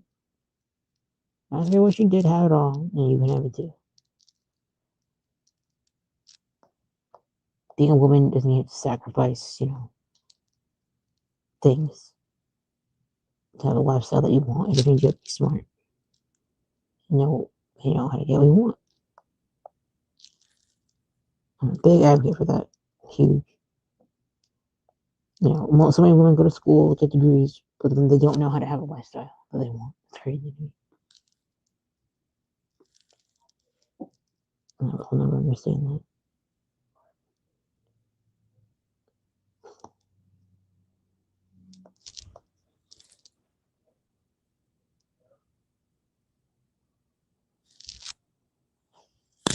Okay.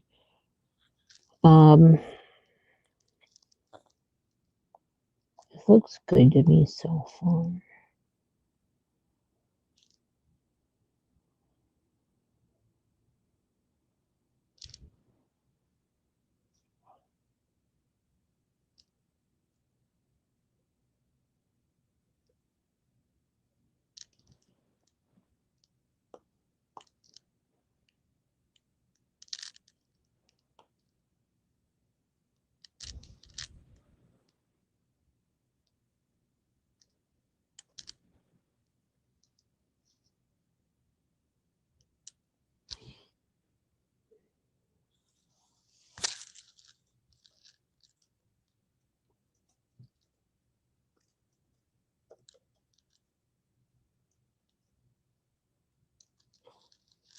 Number 9. I don't even know.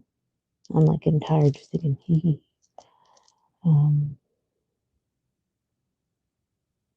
don't think I have a 9th one. I feel like I'm repeating myself a little bit, but that's all I can really think of, honestly.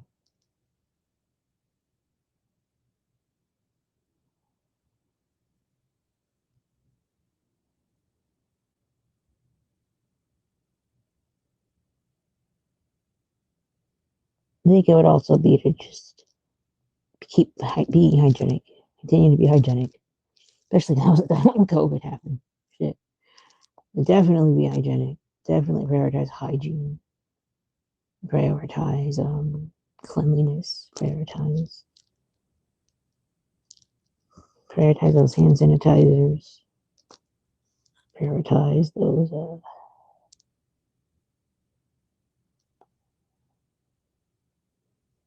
Purell.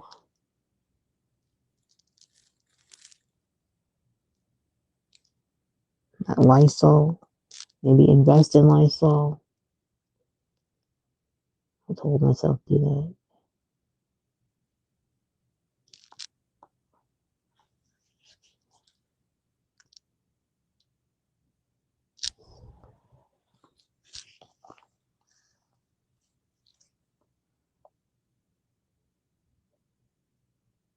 I want to make shinies for the hair now. I'm trying to think of how that would work.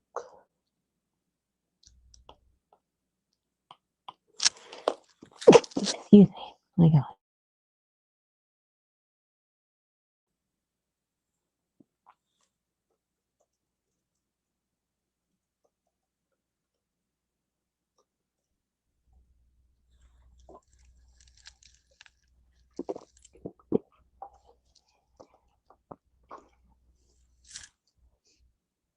No, I think I know what number 10 would be.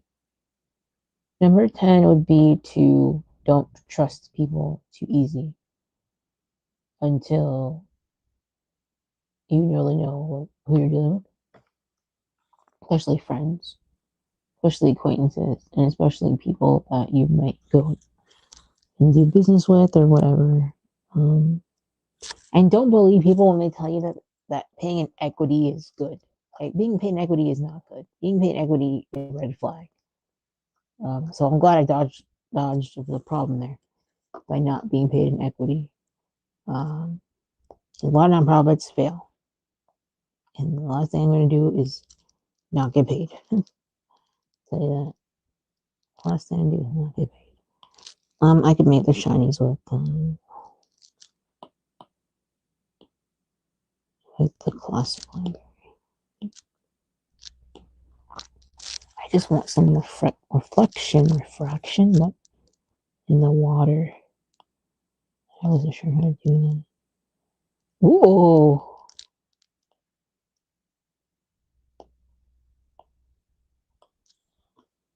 Okay, what the? Hello? What? That looks great. Wow. It like looks exactly like, like a weird environment. What is this on?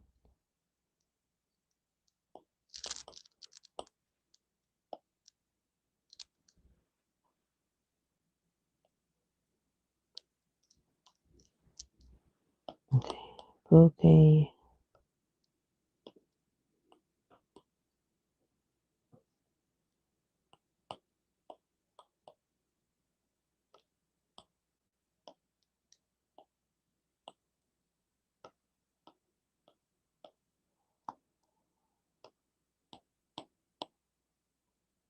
No. It's glitter. That's what I want, glitter. So to make this a pretty shoujo mother-daughter moment. Is that what I want? Is that what this needs? So I think it does. I think that's exactly what this needs. I think I just need a cute mother-daughter shoujo moment.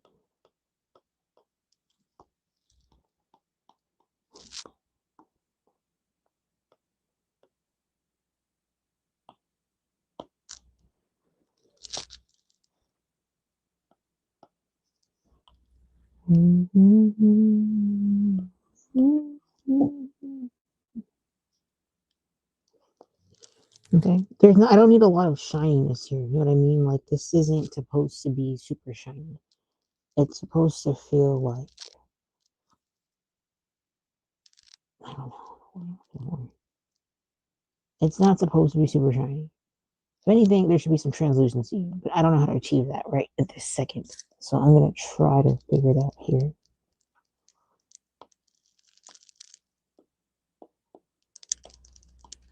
No, it's the wrong color. Okay, I think vivid is the right one. I think it's vivid with like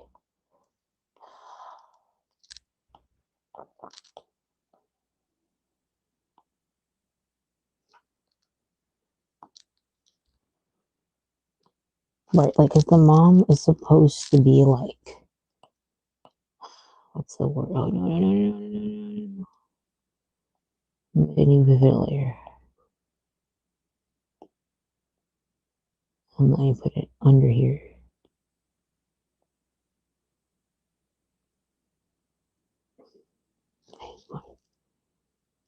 The mom is supposed to be like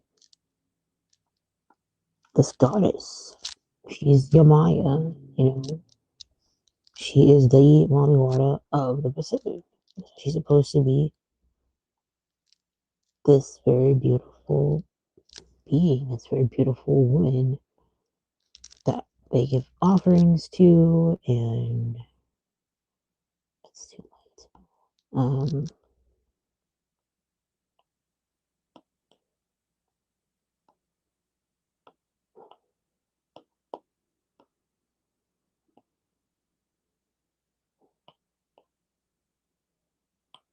You know, that she's worshipped, and the daughters aren't.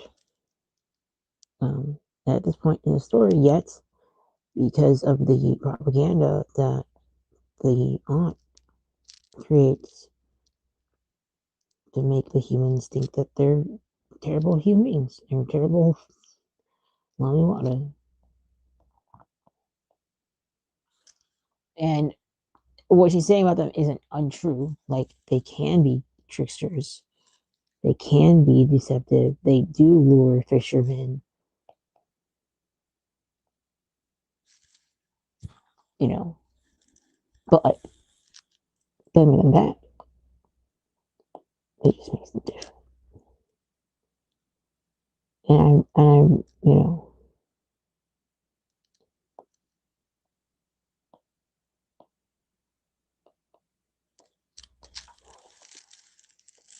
see if I can get a gradient map on this.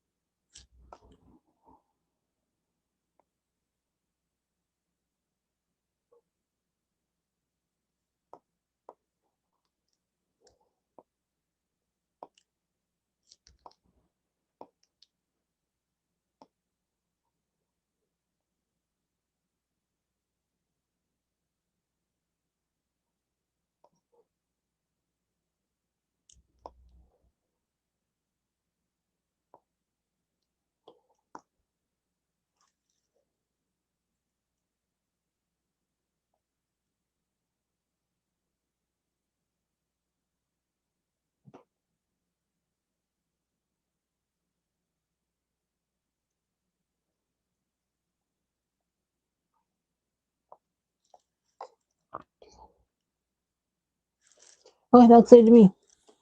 So now what I'm going to do, actually, I'm going to duplicate it because I want there to be like this thing in between. I'll show you. I want areas in between to have this, like, what is it called? Occlusion? There's a term. This, like, kind of, so it still looks like a little watery. I want it to have that kind of a shadow. But it's super light. You can't really see it. And the point isn't to draw attention to it. It's just to, you know, keep her looking super ethereal.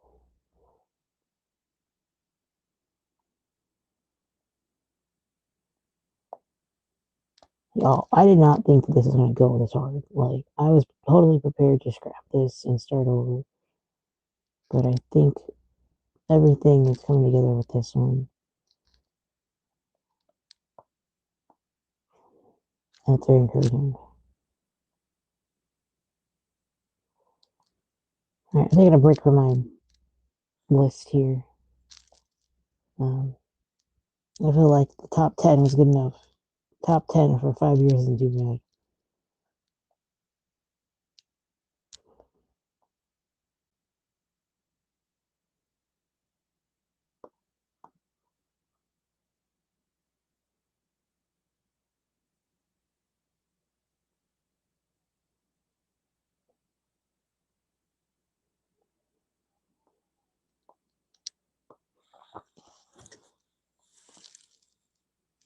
I do want to see if I could grab this color, make it a little bluer, and just try to go over these lines a little bit.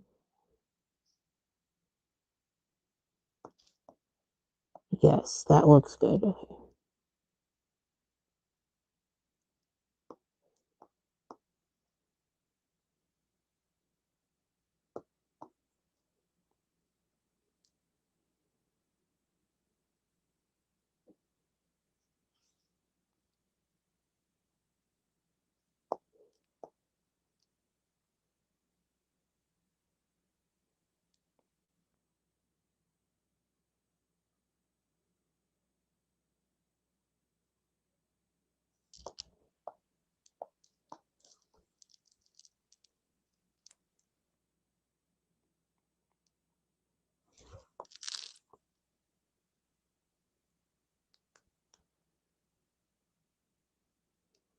And the purpose behind this piece is just to show that, you know, the Mami Wata live on despite the chaos happening in Cascadia, despite the ignorance of the humans.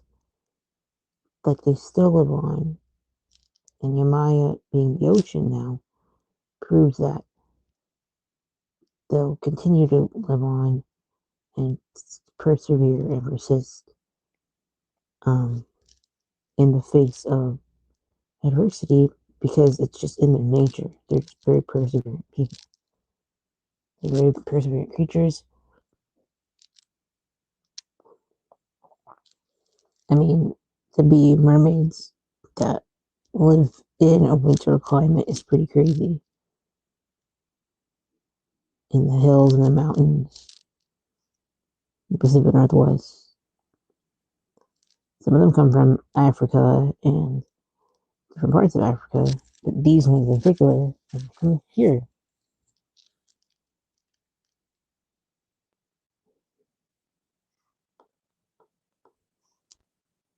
I don't think I want to do anything else over there. I think that looks good. I think I just need to remove the lines and we're kind of done. I think the last thing I would like to do would be to add, I don't know what this would be called exactly, but some kind of like, I love Arcane, guys. I fucking love Arcane. Some kind of like weird, like splattery brush effect or something that's like, ooh, I don't know. Something like grungy, but like not super grungy. Maybe I need a burst. That's what I need. Let's try to get some dark, like a burst or something. I don't know. Just something to kind of like, and I think even making it something light too, and maybe killing the opacity a little bit. So it's like, oh wow, okay, like,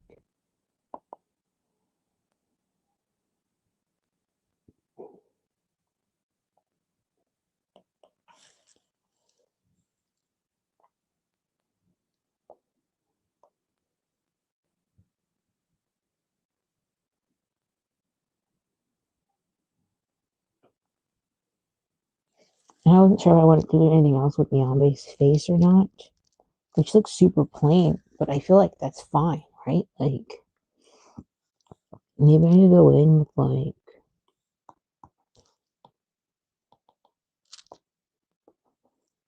the brush here for their hand thing.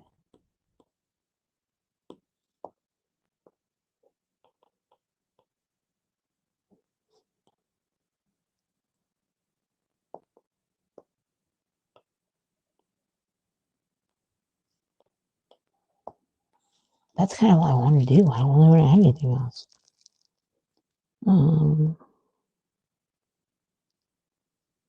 The fever one, I think, is a good snake tail color. Niambe has silver in the tail as well, so I'm trying to think of some silvery qualities. Like a darker silver.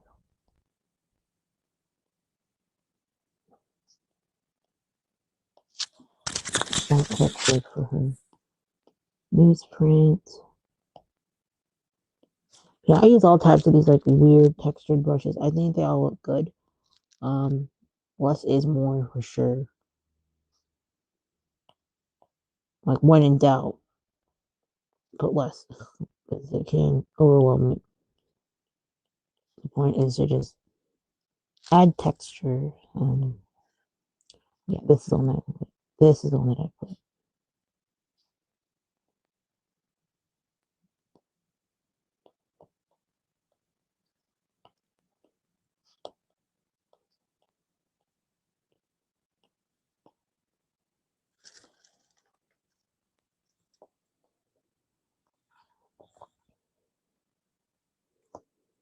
I think I would like to do one other thing, which is to go in with that red and make her crown sparkle because as it stands, it's not very sparkly.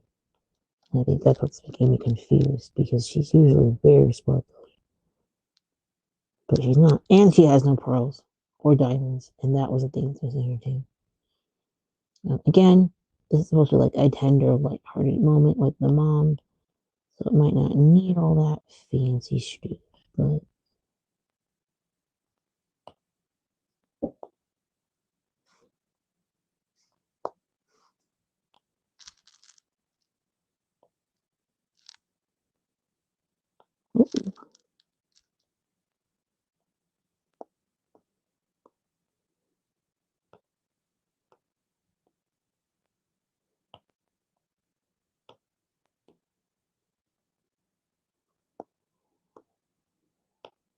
okay, we're gonna just do that.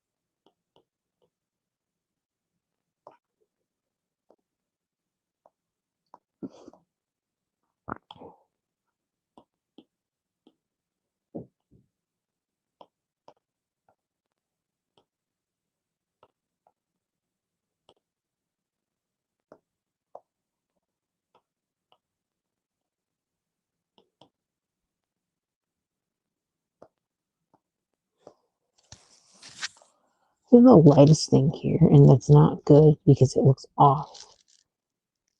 There shouldn't be that light of something right here. It's throwing me off.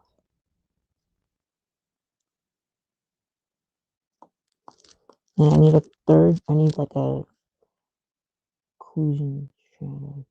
So some kind of warmth.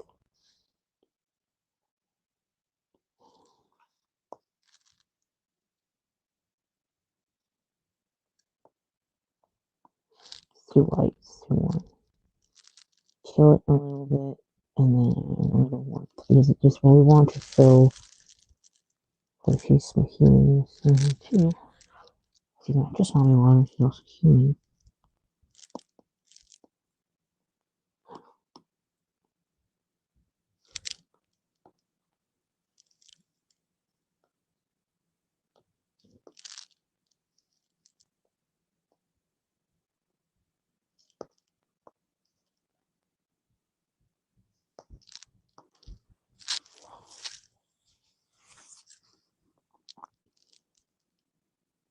Okay.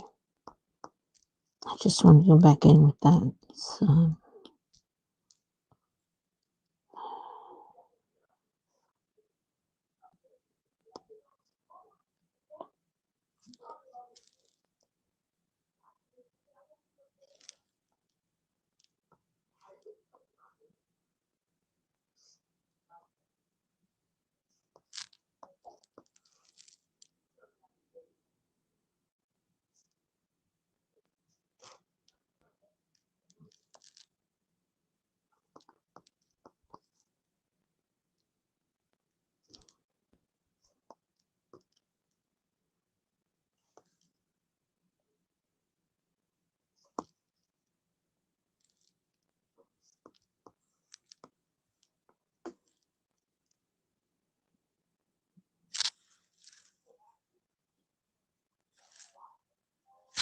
Oh, sorry.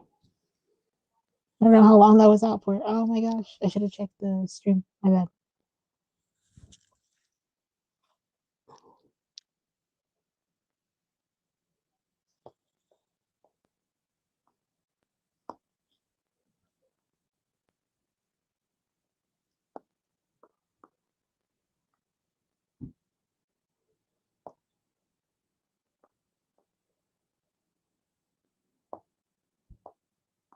I'm gonna put the red here because I think the red looks better than.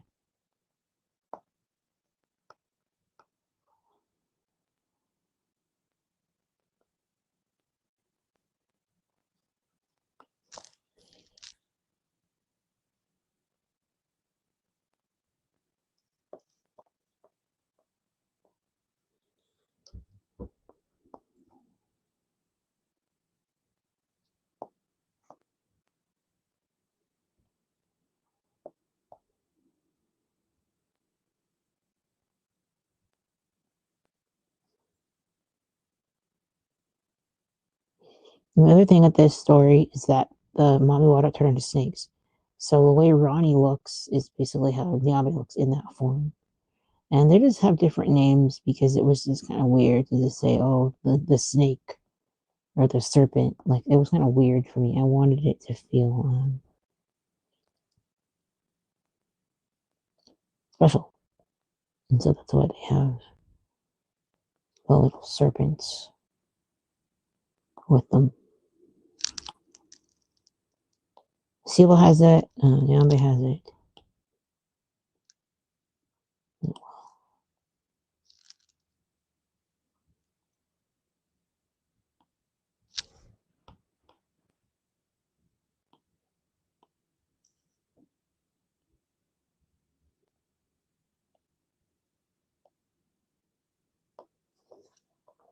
I think that's it, dude. I think we're good. Okay, so that's it. This is the coloring page. Um, that's what I think looks done anyway.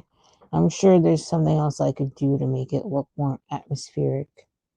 Um, and maybe add more like deep shadows or something. In fact, I'm gonna do that in a moment. I will. I'll go when I get off stream.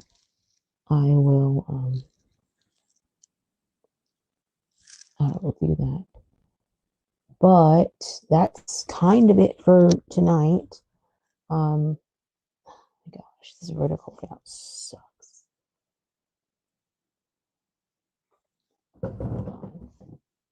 Okay, that's better. Yeah, so that's what I did for tonight. And let's put it up to you. What it looks like.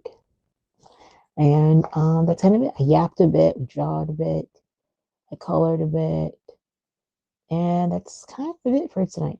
So I'll see you guys again maybe tomorrow. We'll see tomorrow. Other than that, thanks so much. And if you haven't checked out Song of Wata, please do.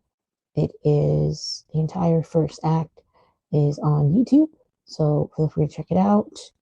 Um, you can also grab this month's coloring page, which is what I just colored um, on my school community called Nakia Shade and All Dramas.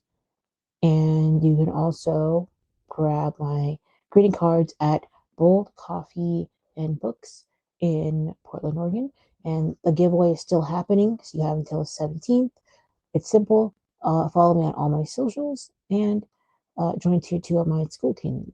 That's pretty much it. You could receive one of four people, or four people will be picked to receive one of these awesome greeting cards. And the last thing is be sure to like, be sure to subscribe. If you just joined me at the end of the live stream, I'm Nakia Shade. I'm a nationally award-winning author artist working on becoming a best-selling nationally award-winning author artist. Um, I've worked with Dark Horse Comics. I work with um, different organizations to create youth and family and pretty much um, marketing collateral that is for diverse audiences that connects with people from diverse backgrounds. And I'm like a contractor, a creative contractor. So that's kind of what I do. Um, what was the other thing? Oh, yeah. Thanks so much for being here and hope you enjoy the VOD and have a peaceful rest of your weekend. And may Parveen be your guiding star. All right, thank you.